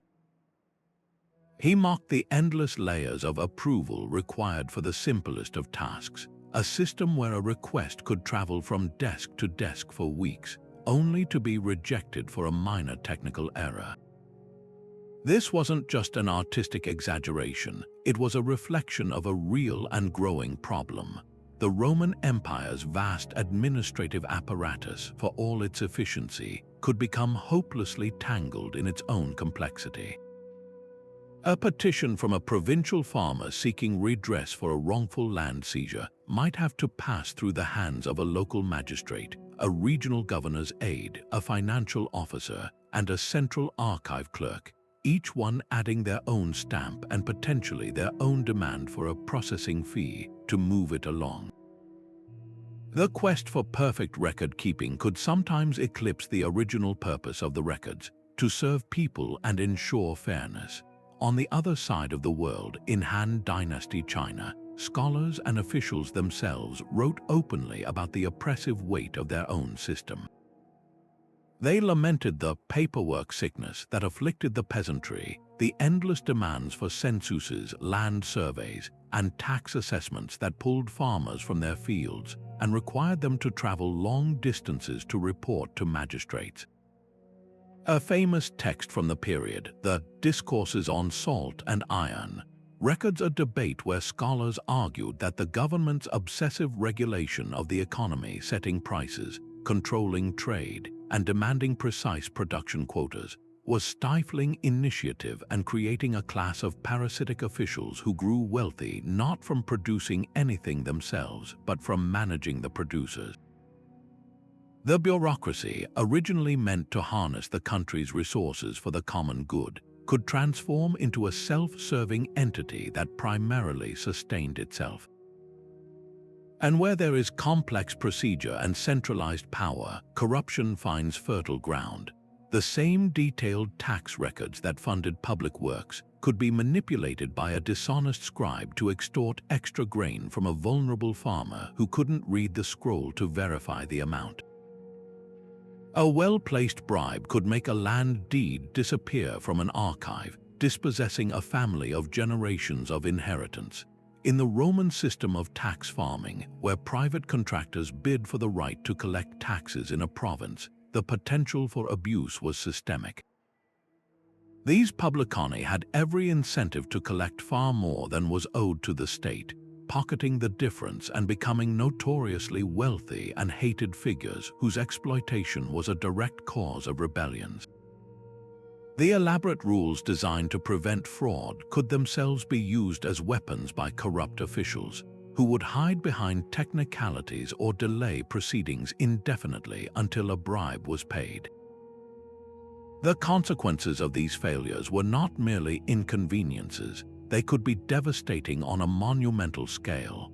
The efficiency of a bureaucracy was directly tied to the survival of the population it governed. A delayed response to a report of a failing harvest, lost in a labyrinth of approvals, could mean the difference between a managed distribution of emergency grain and a full-blown famine. The misallocation of labor due to corrupted census data could leave critical infrastructure like irrigation canals or flood defenses undermanned and crumbling. Perhaps the most profound lesson from history is that the collapse of empires was often preceded by the collapse of their administrative systems. In the later Roman Empire, the bureaucratic machine became so bloated, with so many overlapping officials and Byzantine procedures, that it could no longer respond effectively to crises like barbarian invasions or economic collapse. The system designed to provide stability became a source of fatal rigidity. This darker side of ancient bureaucracy holds up a mirror to our own modern challenges, reminding us that any tool of power, no matter how brilliantly designed, requires constant vigilance, transparency, and a balance between necessary order and the freedom to adapt and thrive. While the shared goal of all ancient bureaucracies was to impose order and extract resources, the paths they took to achieve this were remarkably diverse, shaped by the unique clay of their geography, beliefs, and ambitions. If we were to map these systems, we would see a fascinating divergence between East and West, not in their effectiveness, but in their foundational philosophy. In the river valleys of Mesopotamia, the bureaucratic engine was housed within the temple. The ziggurat was not just a spiritual center, it was the administrative heart of the city-state, a divine corporation where priestly scribes managed vast agricultural estates, distributed rations, and recorded offerings as transactions with the gods. This created a system where earthly administration was inseparable from divine will, and the authority to manage was sanctified by faith. Down the Nile, the Egyptian model was intensely pharaoh-centric. Here, the bureaucracy was a solar system with the god-king as its unwavering sun. Every official, from the vizier overseeing justice and treasury to the scribe counting jars of honey, derived their power directly from the pharaoh's divine mandate. The entire apparatus was designed to channel the wealth of the two lands toward the preservation of cosmic order and the glorification of the ruler who embodied it. This was a top-down, centralized system where the flow of information and command was linear, moving from the palace outward, ensuring that the pharaoh's will, documented on papyrus, was the ultimate law that reached every corner of the fertile Black Land. Across the world in China, a radically different principle took root, one that would become perhaps history's most enduring bureaucratic innovation: meritocracy. Beginning in earnest during the Han Dynasty and perfected later, the Chinese state began selecting its officials not based on noble birth, family connections, or military prowess, but through a series of grueling, standardized examinations.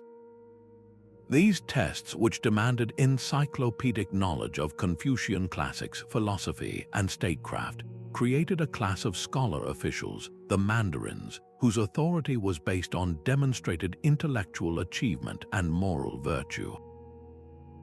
This system aimed to create a loyal, disciplined, and uniform administrative corps that served the state and its ideology above any regional or familial allegiance, creating a remarkable stability that allowed Chinese civilization to endure for millennia despite changes in ruling dynasties.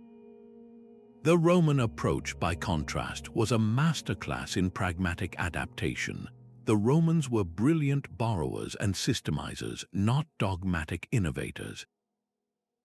They encountered a world of incredible diversity: Celtic tribes in Gaul, Hellenistic cities in Greece, ancient kingdoms in Asia Minor, and rather than imposing a single, rigid template, they often allowed local customs and governing structures to remain intact. A local chieftain could become a Roman magistrate. A Greek city council could continue to manage its own affairs. The Roman genius was in overlaying this patchwork with a unifying framework of Roman law, a standardized system of census taking for taxation, and the ironclad concept of Roman citizenship, which could be granted as a reward for loyalty. Their bureaucracy was a tool for integration, designed to bind a vast, multicultural empire together with the glue of shared legal and administrative practices, all while giving local elites a stake in the continued success of Rome. These stark differences were not accidental. They were direct responses to environmental and cultural pressures. Mesopotamia's fractured landscape of competing city-states fostered a temple-centric model that tied economic power to local deities. Egypt's isolated, predictable geography, defined by the Nile, enabled and encouraged a singular pharaonic focus.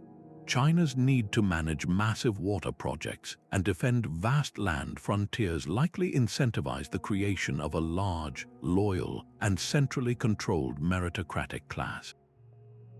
And Rome's relentless expansion across the entire Mediterranean world forced it to develop a flexible, pragmatic system that could absorb and manage 100 different cultures without fracturing. Each system was a brilliant, if imperfect, solution to the problem of its time and place, proving that there has never been one perfect way to govern, only different ways that reflect the world they were built to manage. When we imagine the bustling offices of the ancient world, the figures that come to mind are almost invariably men scribes hunched over tablets, magistrates dictating decrees, tax collectors with their scrolls. But if we listen closely to the quiet rustle of papyrus and the soft impress of style on clay, we can sometimes hear another story, one that has been often overlooked. The truth is, women were not entirely absent from these early systems of power and administration. While their roles were certainly exceptions in deeply patriarchal societies, their presence adds a crucial layer of nuance to our understanding, revealing that the world of ancient paperwork had cracks and crevices where women could, and did, carve out positions of significant responsibility. In the great city-states of Mesopotamia, the most prominent path to administrative power for a woman was through the temple. Here, religion could provide a unique form of authority that sometimes transcended conventional gender norms. The high priestess, known as an Intu in Sumerian culture, was a figure of immense prestige, often a daughter of the king himself. Her primary role was spiritual, serving as the human embodiment of a goddess and participating in sacred rituals to ensure the city's prosperity. But this spiritual duty came with immense earthly power. The temple was a massive economic enterprise controlling vast tracts of farmland, herds of livestock, and workshops staffed by dozens of workers. As the head of this institution, the Intu priestess was ultimately responsible for its management.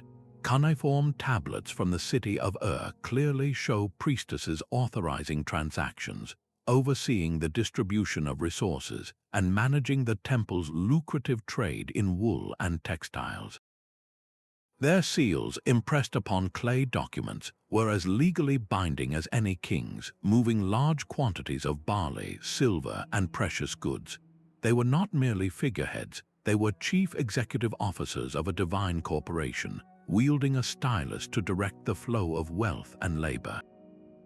Meanwhile, in Egypt, the evidence points to a slightly broader, though still limited, participation of women in the lower and middle rungs of the economic bureaucracy. Egyptian society offered women a relatively higher legal status than many of their ancient counterparts. They could own property, initiate lawsuits, and enter into contracts. This legal personhood opened the door to certain administrative roles, particularly in sectors traditionally associated with female labor. One of the most common titles we find is Overseer of the Weavers. This was far from a simple supervisory role. Textile production was a major state-run industry in Egypt, a critical source of wealth and a key export. The overseer would have been responsible for managing a workshop of artisans, taking detailed inventory of incoming flax and outgoing linen, ensuring quality control, and meeting production quotas set by the central government. She would have had to be literate and numerate to keep the meticulous records that the state demanded, effectively functioning as a middle manager in a vast economic machine. Other inscriptions mention women acting as stewards of noble estates, managing household accounts, and overseeing food production for large staffs. Their authority was often exercised within a domestic or gender-segregated sphere, but the skills required, organization, accounting, logistics, were fundamentally the same as those of their male counterparts in the state bureaucracy. It is vital to recognize, however, that these opportunities were the exception, not the rule.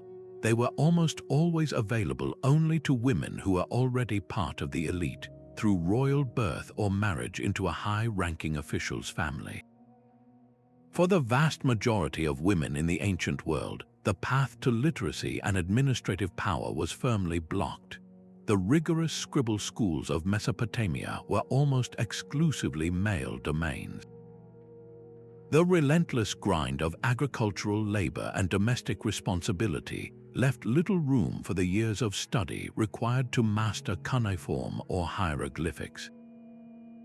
Furthermore, the cultural conception of the ideal woman was typically centered on the private sphere of the home and family, not the public sphere of record-keeping and officialdom. Yet, the mere existence of these exceptional women forces us to reconsider our assumptions. It tells us that these ancient systems, while overwhelmingly male-dominated, were not monolithic. Practical necessity could sometimes override rigid gender norms. If a royal daughter was the most politically expedient choice to lead a powerful temple, then she would be trained to manage its accounts. If a textile workshop required a manager who understood the craft from the inside, a skilled and literate woman might be appointed to the task. Their stories are a reminder that history is rarely a simple binary. Even within the most structured systems of power, there are individuals who find a way to navigate, influence, and leave their mark, ensuring that the administrative records of the ancient world include, here and there, the unmistakable imprint of a woman's authority. Yet for all its focus on taxes, troop movements, and grain supplies, the ancient bureaucratic machine had an unintended and profoundly beautiful consequence. It became the world's first and most reliable time capsule. The very same systems designed to control and administer were, almost by accident, preserving the soul of civilizations for millennia to come. This wasn't their primary mission, but it is perhaps their greatest gift to humanity. Think about it, a scribe meticulously inscribing a list of temple offerings to ensure the gods were properly appeased had no idea he was also creating a priceless record of religious practice for archaeologists to discover 4,000 years later. A bureaucrat drafting a standard contract for the sale of a parcel of land was, in that moment, also capturing the economic norms, legal language, and even the personal names of ordinary people, freezing a fragment of daily life in clay and ink. This accidental archivization means that the paperwork of power also became the ledger of culture, ensuring that myths, medical knowledge, and monumental literature did not simply vanish with the empires that created them. Consider the sheer miracle of the Epic of Gilgamesh, this towering masterpiece of world literature exploring timeless themes of friendship, the fear of death, and the quest for meaning, did not survive because a great poet carefully passed it down through an unbroken oral tradition. It survived because it was assigned reading in Mesopotamian scribble schools. Apprentice bureaucrats learning their cuneiform signs were given passages of the epic to copy and recopy as handwriting exercises. Dozens of these practice tablets found across different cities and centuries have allowed modern scholars to piece together the epic almost in its entirety. The very process of training the administrative class, the relentless drilling in literacy for practical purposes, became the mechanism for preserving a nation's foundational stories. Without those thousands of bureaucratic training exercises, this cornerstone of human creativity might be entirely lost to us. The same phenomenon occurred along the Nile, where the line between bureaucrat and scholar was wonderfully blurred. The famous Edwin Smith Papyrus, one of the oldest known surgical texts, is a detailed, methodical treatise on treating wounds and fractures. It reads not like a mystical incantation, but like a modern medical manual with clear case descriptions, diagnoses, and prescribed treatments. This invaluable scientific document was almost certainly the working handbook of a state-employed physician, part of an organized effort to standardize and improve medical care, perhaps for the workforce building the pyramids or for soldiers in the pharaoh's army. Its preservation is a direct result of it being considered important, practical state knowledge, the kind of information worth writing down, copying, and storing in an official archive. The Egyptian bureaucracy's obsession with recording everything of material consequence ensured that their advanced understanding of the human body was not lost, but carefully documented on durable papyrus, waiting to be rediscovered. This function of cultural curation provided a crucial anchor of identity and continuity through times of immense political upheaval. When foreign invaders like the Hyksos overran parts of Egypt, or when internal dynasties collapsed in Mesopotamia, the local bureaucracy often provided a thread of stability. The same scribes who once served the ousted pharaoh might now serve the new conqueror, bringing with them the knowledge of how to manage the irrigation canals, how to conduct the census, and crucially, how to read the old religious texts and maintain the cultural rituals that defined Egyptian life. The administrative class, with its exclusive hold on literacy, became the guardians of tradition. They ensured that even if the face of the king changed, the underlying language of the state, its historical records, and its cultural practices could endure, providing a sense of permanence that outlasted the reign of any single ruler. The bureaucracy, therefore, was not just a tool for the powerful, it was a repository for the very essence of a civilization, a living library that protected a people's story long after their monuments had begun to crumble. It's almost startling to realize just how much of our modern world is built upon foundations laid by those ancient scribes and administrators. The very structure of our daily lives, the invisible frameworks we interact with, are direct descendants of those first bureaucracies. Consider the simple act of filing your annual taxes. You are participating in a ritual that would be intimately familiar to an Egyptian scribe along the Nile, meticulously calculating his portion of the grain harvest. The forms you fill out, the need for precise records, the concept of a standardized fiscal year, these are not modern inventions. They are evolutionary steps from ancient practices of assessment and collection, refined over millennia but identical in their purpose, to fund the state and its functions. This legacy extends far beyond taxation. Look at the legal system. When a judge cites precedent or a lawyer references a statute, they are operating on a principle Hammurabi of Babylon would have recognized instantly: the idea that written law, codified and publicly accessible, should be the foundation of justice.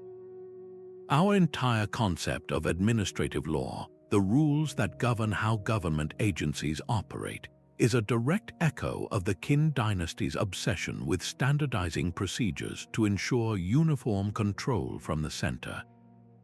Even something as seemingly modern as a database is merely the digital grandchild of the Roman tabularium or the archive of Ebla, a system designed to store, categorize, and retrieve information efficiently. Our passports, with their standardized personal details and official seals, are the direct heirs of the clay tablet identification documents and royal safe conduct passes carried by merchants and diplomats in the ancient Near East. And the challenges we wrestle with today are eerily similar to those that plagued the pharaohs and emperors. The eternal tension between efficiency and fairness is as old as bureaucracy itself. The Qin dynasty was ruthlessly efficient, but its oppressive control sparked rebellion. The Roman tax farming system was effective at raising revenue but was notoriously corrupt and unjust. We see the same debates now. How do we design a welfare system that helps those in need without becoming bogged down in dehumanizing red tape? How do we create regulations that protect consumers without stifling innovation with endless compliance paperwork? These are not new questions. We are simply asking them with more advanced technology. Furthermore, the ancient struggle between transparency and privacy has exploded in our digital age. The census, a tool perfected by the Romans to manage their empire, is now a complex exercise in collecting enough data to govern effectively while protecting the personal information of citizens. Ancient rulers used paperwork to watch their people. Today, governments and corporations use data. The core dilemma remains unchanged. How much does the state need to know about an individual to provide order and security? And where does that imperative infringe upon fundamental rights? The clay tablet has been replaced by the data packet, but the ethical conversation began thousands of years ago. This historical perspective is not just academic, it's a practical guide. By studying the successes and failures of these ancient systems, we gain a toolkit for diagnosing the ills of our own.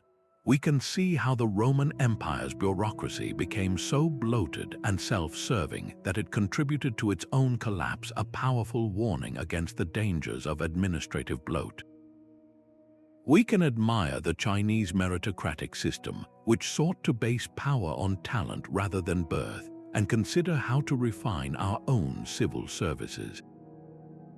Understanding that these are ancient, recurring human problems can liberate us from the idea that we are facing uniquely modern crises.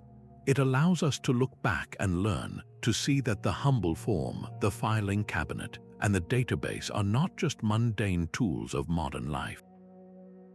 They are the latest iterations of humanity's most enduring project, the never-ending effort to build complex, cooperative societies, to bring a measure of order to our world, and to leave a record that says we were here. Yet for all their administrative brilliance, these ancient empires faced a relentless and growing challenge: the sheer, crushing volume of information itself. As cities swelled into empires and trade networks stretched across continents, the number of transactions, people, and resources to track exploded exponentially. A simple ledger of temple offerings was one thing. Managing the entire tax base of the Roman Empire was another altogether. This pressure, the constant demand to do more with greater accuracy and speed, became a powerful engine for technological innovation. The ancient world's answer to information overload wasn't just to hire more scribes. It was to invent entirely new tools and systems that could supercharge the human mind, creating a suite of technologies so sophisticated they still form the bedrock of how we manage information today. One of the most fundamental breakthroughs was the development of calculation tools. Imagine a Mesopotamian tax official trying to calculate the grain owed by 100 different farmers using only his head and a stylus. The potential for error was enormous. Their solution was the abacus. While we often picture the classic Chinese or Roman frame with beads on wires, the earliest versions were far simpler. The Babylonians used clay tablets etched with lines or grooves, and they would place small stones or clay tokens in these columns, each representing a different value, ones, tens, sixties, and so on, reflecting their complex sexagesimal number system. With a flick of the wrist, they could add and subtract large sums with a speed and accuracy that mental calculation alone could never match. This wasn't just a mathematical aid. It was a critical piece of bureaucratic hardware, ensuring that the state's accounts balanced and that no revenue was lost to simple arithmetic mistakes. It brought a new level of numerical precision to the messy, human world of economics, but accurate calculation was only half the battle. In a world where a document could travel thousands of miles and pass through dozens of hands, how could you be sure it was authentic? How could a provincial governor know that an order bearing the emperor's name was genuine and not a clever forgery?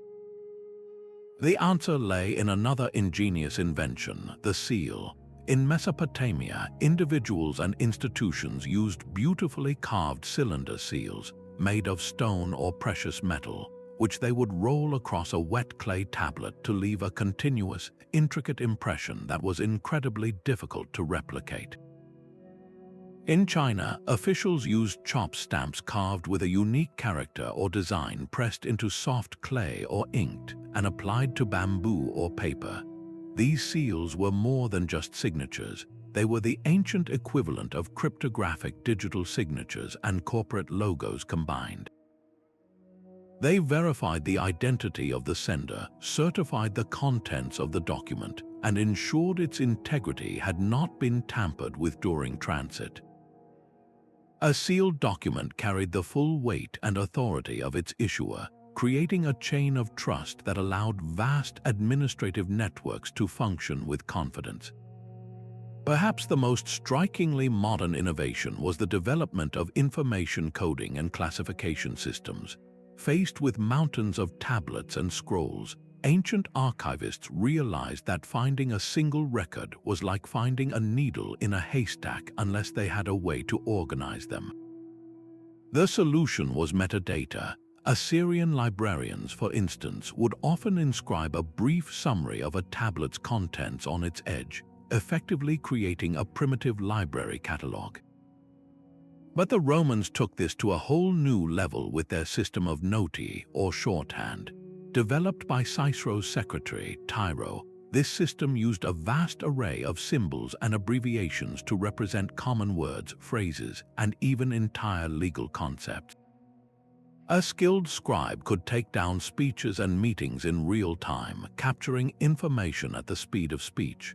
This wasn't just about convenience, it was a revolutionary data compression technique.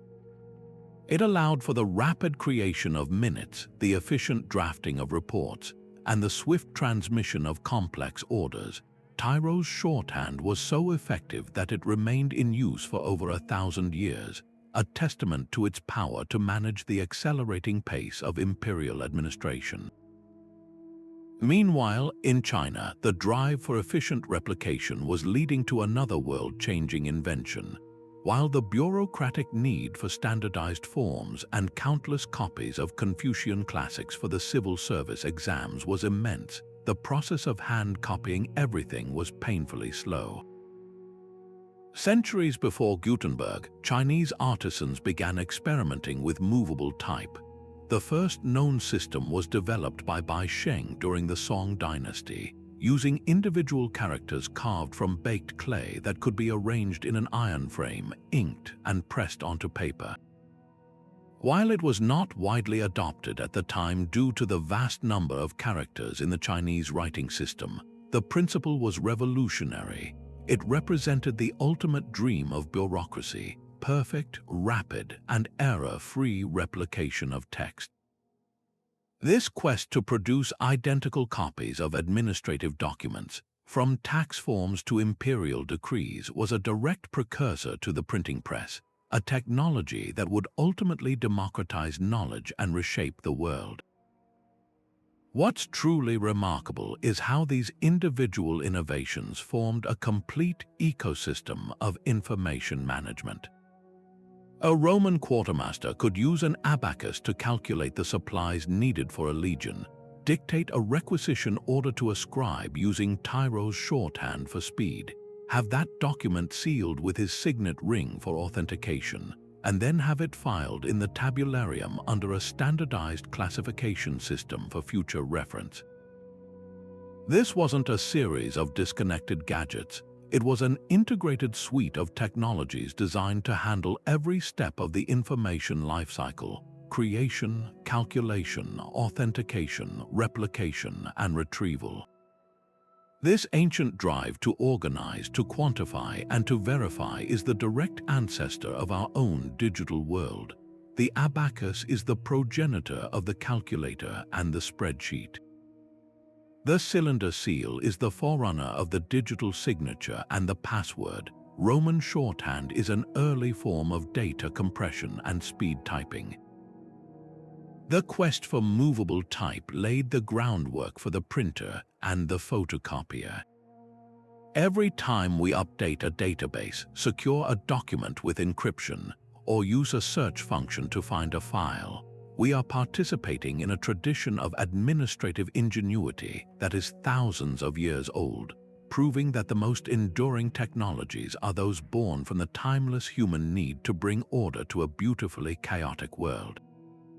The rise of the first great cities presented humanity with an entirely new set of challenges, problems of scale and proximity that had never been faced before. How do you provide clean water for tens of thousands of people living shoulder to shoulder? How do you prevent fire from leaping from one wooden home to the next in a crowded neighborhood? How do you ensure that vital goods can move from the city gates to the central market without getting stuck in a hopeless tangle of narrow, winding alleys? The answer, emerging from the dust of the earliest urban centers, was that cities could not be left to grow organically. They had to be designed, and more importantly, that design had to be managed, maintained, and enforced by a dedicated administrative body.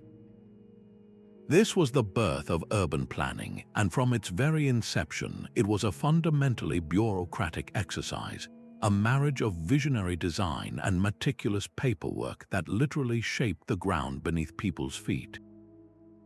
Nowhere is this more strikingly evident than in the ancient Indus Valley city of Mohenjo-Daro, a metropolis that thrived over 4,000 years ago.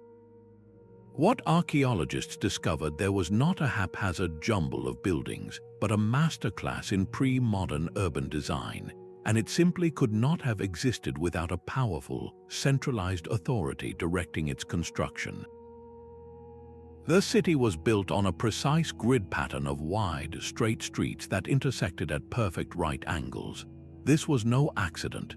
This kind of geometric precision requires advanced surveying techniques, detailed maps, and a corps of officials to ensure that every new building adhered to the plan. The bureaucracy here was literally etching order into the landscape, but the planning went far deeper than street layout. perhaps the most breathtaking achievement was the city's sophisticated sanitation system. Almost every single house had its own dedicated bathroom and a latrine that was connected to a city-wide network of covered drains and sewers that ran beneath the main streets. These drains were designed with inspection holes for maintenance and were built from standardized, kiln-fired bricks to ensure durability and a consistent size. Think about the administrative effort this implies. A central authority had to mandate that every new construction include these features. Officials had to coordinate the digging of main sewer lines before streets were paved. They had to manage the production and distribution of millions of identical, standardized bricks. They had to enforce regulations preventing citizens from dumping waste into the street or clogging the delicate network. This was public health policy, engineering, and zoning law all rolled into one, and it was all documented, planned, and enforced, creating a level of urban hygiene that would not be seen again in many parts of the world for thousands of years. The bureaucracy of Mohenjo-Daro wasn't just managing people, it was managing water, waste, and wellness on a colossal scale, proving that a healthy city is a planned city. Centuries later and continents away, the Romans would take this concept of bureaucratic urbanism and scale it to an imperial level, turning city planning into a tool of conquest and control. When the Romans founded a new city, especially in a newly conquered territory, they did so with a ritual and a rigidity that was pure administrative theater. A founding official would use a plow to mark out the sacred boundary or pomerium, but then the surveyors, the agrimensors, would take over. Using an instrument called a groma to cite perfect right angles, they would lay out the entire city on a strict grid pattern centered on two main axes, the cardo running north-south and the decumanus running east-west. This created a predictable, repeatable template that could be deployed anywhere from the deserts of North Africa to the foggy hills of Britannia. This was bureaucracy as a physical imposition of order. A tribal chieftain in Gaul might be conquered by the Roman legion, but he was civilized by the Roman grid.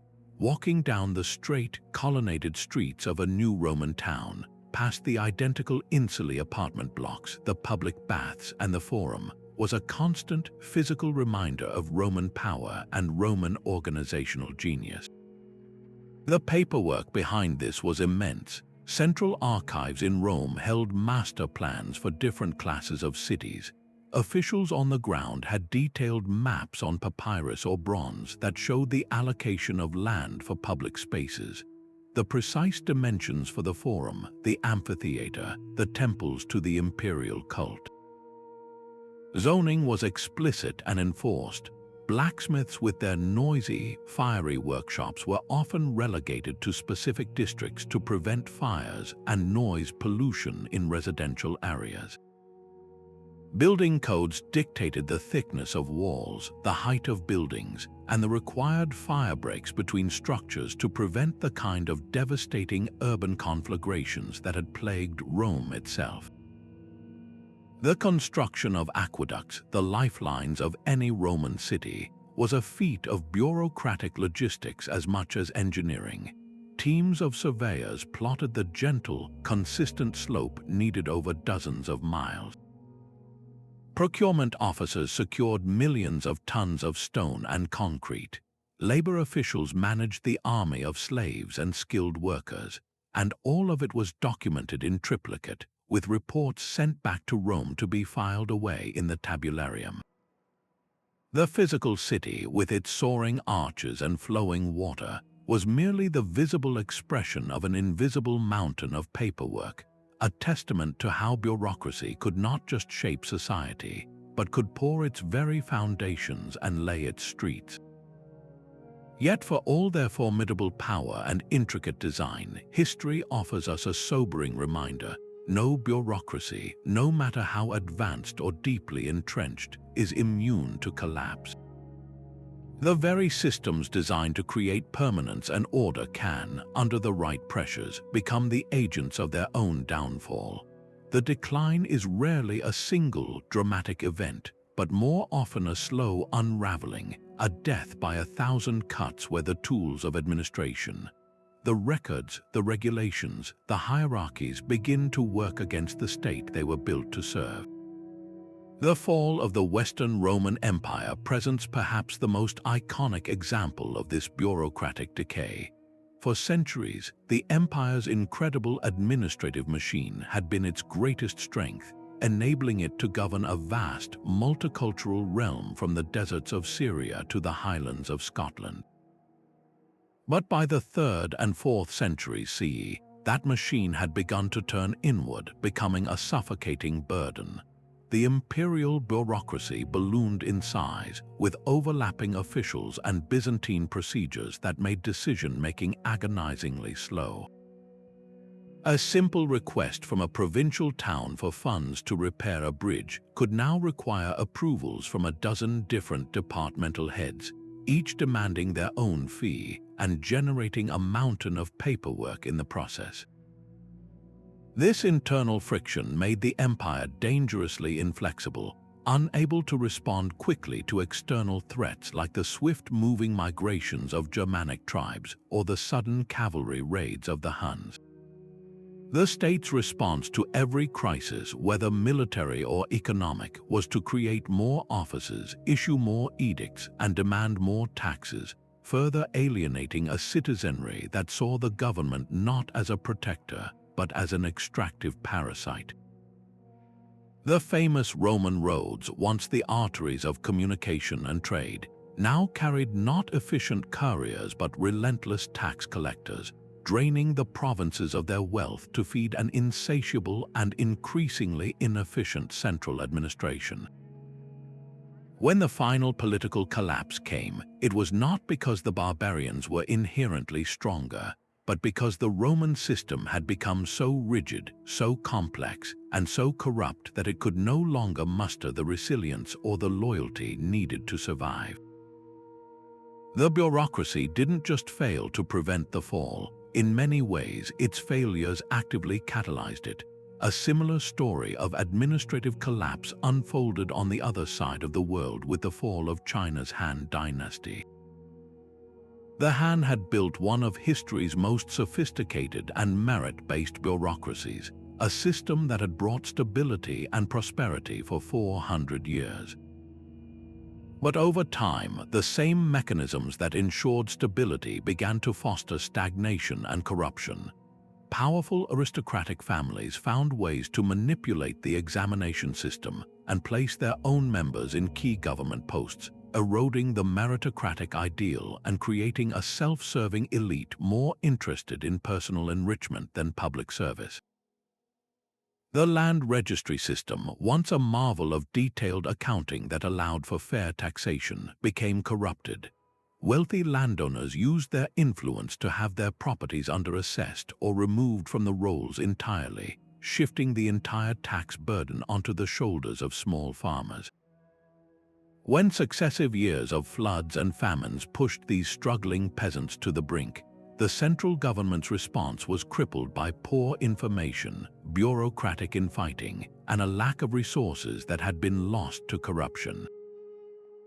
The result was the catastrophic Yellow Turban Rebellion, a vast popular uprising that shattered the authority of the central state. In the chaos that followed, the great state archives were burned, centuries of meticulous records were lost, and the unified bureaucratic framework that held the empire together simply disintegrated. The loss was more than political. It was a profound cultural and administrative rupture. The knowledge of how to manage the vast irrigation systems faded, leading to agricultural decline. The standardized systems of law and measurement fractured into regional variations. The collapse of the Han bureaucracy plunged China into a period of fragmentation and war that lasted for centuries, a stark demonstration that when a complex administrative system fails, it can take the entire civilization it supports down with it. These historical collapses were not inevitable. They were the result of specific, recurring failures that offer us urgent lessons today. The first is the danger of bureaucratic overreach. Both Rome and Han China succumbed to the temptation that more bureaucracy is the solution to every problem. Faced with challenges, they defaulted to creating new rules, new offices, and new procedures, until the system became so complex that it strangled innovation, responsiveness, and ultimately, the economy it was meant to manage. The second lesson is the critical importance of accountability. In both empires, the administrative class gradually became a privileged elite, insulated from the consequences of its actions. Corruption ceased to be a bug in the system and became a feature of it, as officials used their positions for private gain rather than public good. This erosion of trust between the governed and the governors is perhaps the single greatest predictor of administrative collapse. Finally, and most importantly, these stories teach us about the necessity of resilience and adaptability. The Roman and Han bureaucracies were designed for a certain world, a world of predictable threats, agricultural economies, and slow-paced change. When confronted with new, unprecedented challenges, mass migrations, climate shifts, rapid social change, they could not adapt. Their procedures were carved into stone and scroll, too rigid to allow for the flexibility needed to survive.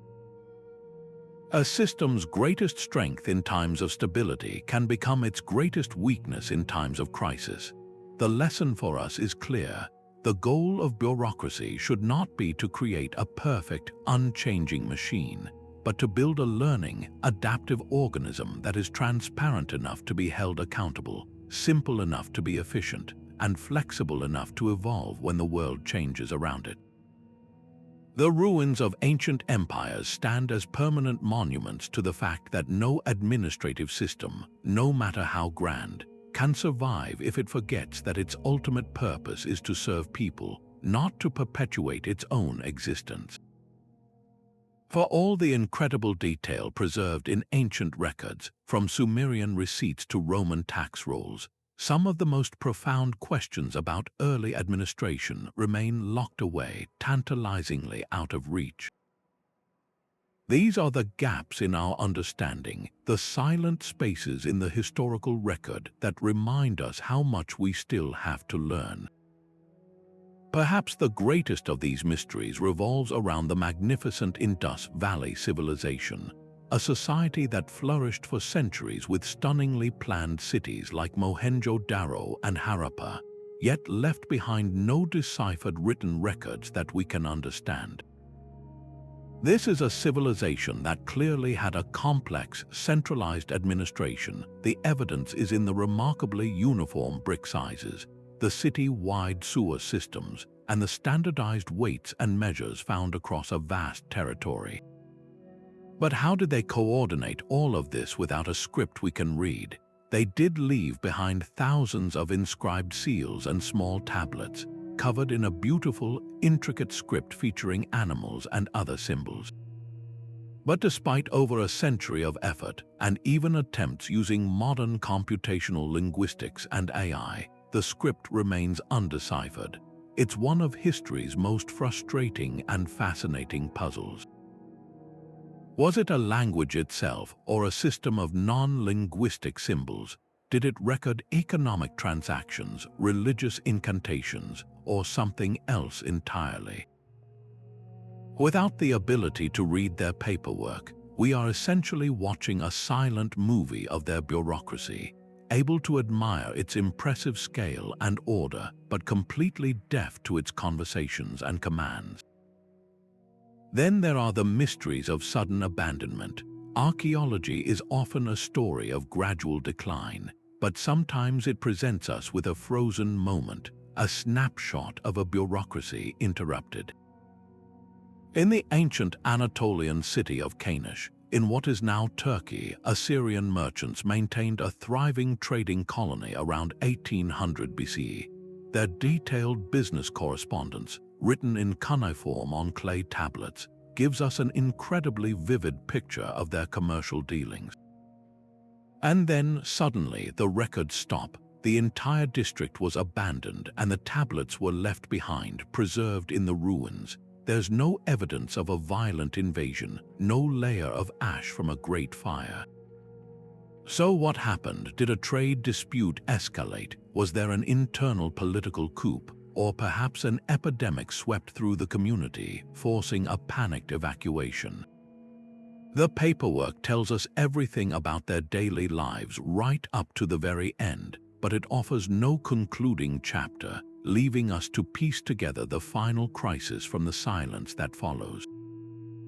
Thankfully, modern technology is beginning to whisper secrets from artifacts that were once thought to have given up all their information.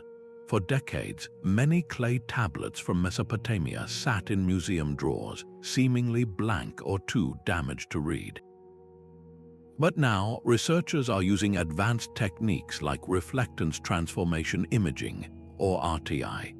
This process involves taking dozens of photographs of an object from different angles and then combining them with sophisticated software to create a detailed digital model that can be lit from any direction. This virtual light can cast shadows across the faintest of impressions, revealing writing that has been invisible to the naked eye for centuries. Similarly, multispectral scanning is being used on papyrus fragments from Egypt. By examining the documents under different wavelengths of light, scientists can sometimes detect the ghostly traces of carbon-based ink that has faded away completely in the visible spectrum, effectively recovering texts that were considered lost forever. These aren't just fancy tricks, they are revolutionary tools that are adding new paragraphs to history books, recovering the voices of low-level clerks and merchants that time had almost erased. Each of these enigmas serves as a powerful reminder that our understanding of the past is not a finished book but a living, breathing field of study. Every time a new technology is applied or a new excavation begins, we have the potential to overturn a long-held assumption. The discovery of a single new archive, like the one found at Ebla that completely reshaped our view of 3rd millennium BC Syria, could happen again at any time. This relentless curiosity, this drive to fill in the blanks and solve the puzzles, is what keeps the study of ancient history so vibrant. It's a field that humbly accepts that for all we know, there is infinitely more that we do not, and that the next great discovery might be hiding in plain sight, waiting for the right light to be shined upon it. So what can we possibly learn from the tax collectors of ancient Rome or the scribes of Babylon? It turns out the challenges they faced, how to communicate clearly across vast distances, how to select the right people for the job, how to build a system that is both stable and flexible, are the very same challenges that modern corporations, governments, and non-profits grapple with today. The key is to look past the clay and papyrus to the underlying principles, to separate the timeless wisdom from the outdated practices. The first and perhaps most crucial lesson is the unparalleled value of clarity and standardization. The Qin Dynasty's ruthless campaign to standardize weights, measures, and the very written script across China wasn't just about control, it was about eliminating catastrophic miscommunication. In a modern context, think of a large tech company with teams spread across different continents and time zones. If the engineering department in one city uses a different project management software, a different coding protocol, and a different set of key performance indicators than the marketing team in another, the result is chaos, duplicated effort, and missed deadlines. The ancient solution is just as relevant now. Invest in creating and enforcing clear, universal standards for communication and measurement. This doesn't mean stifling creativity. It means building a common language that allows creativity to be effectively shared and implemented, ensuring that when a directive is sent from headquarters, it is understood in exactly the same way in every branch office around the world. Then there is the revolutionary principle of meritocracy, a concept that ancient China codified into a world-changing system. The imperial examination, though grueling and limited in its own way, was founded on a radical idea that the right to govern and manage should be earned through demonstrated knowledge and ability, not simply inherited through noble blood or granted through family connections. This directly inspired the modern civil service systems that run countries today, designed to create a professional, non-partisan administrative corps. A contemporary business can apply this same principle by critically examining its hiring and promotion practices. Are people advancing because they are the most skilled and effective, or because they are the most well-connected? Implementing blind recruitment processes that focus on skills assessments, creating clear, competency-based criteria for promotions, and investing in continuous professional development for all employees. These are all ways to harness the power of meritocracy. This approach builds institutions that are more resilient, more innovative, and ultimately more fair, because they are powered by the best talent available, not just the most familiar. But perhaps the most urgent lesson from antiquity is the need for adaptability. The history of bureaucracy is also a history of its failures, and a common thread in those failures is rigidity. The later Roman Empire became so entangled in its own red tape that it could no longer respond effectively to external threats. Their system, designed for a different era, collapsed under its own weight. Modern organizations must learn to build adaptive capacity into their very DNA. This means creating feedback loops that allow frontline employees to report problems and suggest improvements directly to decision makers, much like a Roman governor would send dispatches back to the capital. It means periodically conducting a bureaucratic audit to ask a simple but powerful question. Does this rule, this form, this approval process still serve a vital purpose, or is it simply a relic that creates friction and frustration? Encouraging a culture that questions outdated procedures and rewards efficiency innovations can prevent the slow, creeping stagnation that doomed so many ancient administrations. This isn't about recreating the past, it's about rediscovering a lost art of organization. We can look to the Romans for their genius in integrating diverse teams under a common set of laws and goals. We can admire the Egyptians for their meticulous resource management that turned the Nile's flood into a source of sustained prosperity. And we can learn from the Qin's fatal mistake of valuing control above all else, forgetting that a system must ultimately serve the people within it. By studying these ancient laboratories of human organization, we gain a profound perspective. It allows us to see bureaucracy not as a dull necessity or a frustrating obstacle, but as one of humanity's oldest and most impactful crafts, a craft concerned with the fundamental questions of how we work together, how we achieve great things collectively, and how we build structures that are not only efficient and powerful, but also just and enduring. The wisdom of the ancient scribe, it turns out, is just as relevant in the age of the spreadsheet and the cloud.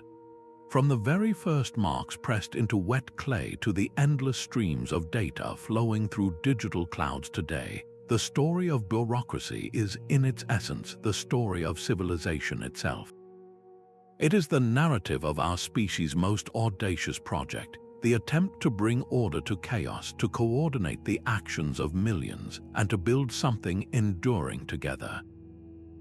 Those ancient scribes with their stelae and scrolls were not just record keepers, they were architects of reality, laying down the foundational layers of law, economy, and society upon which everything else has been built. They proved that empires could be won by the sword, but they could only be sustained by the written word, by the meticulous, unglamorous, and utterly essential work of paperwork that turned conquest into governance and tribes into nations. As we stand here now, surrounded by our own complex systems of administration, From the tax forms on our desks to the algorithms that shape our digital lives, we are not looking at something new. We are looking at the latest chapter in a story that began over 5,000 years ago. The challenges we wrestle with today are echoes of those first debates in Babylon and Han China. The tension between efficiency and humanity, the struggle to balance transparency with privacy, and the eternal fight against the corruption and rigidity that can infest any system of power. The ancient world holds up a mirror, and our own reflection stares back, reminding us that these are not modern problems but human ones. They are the price of building complex societies, and the solutions require the same blend of ingenuity and ethical courage that the first administrators had to muster. This long view of history is not just an academic exercise.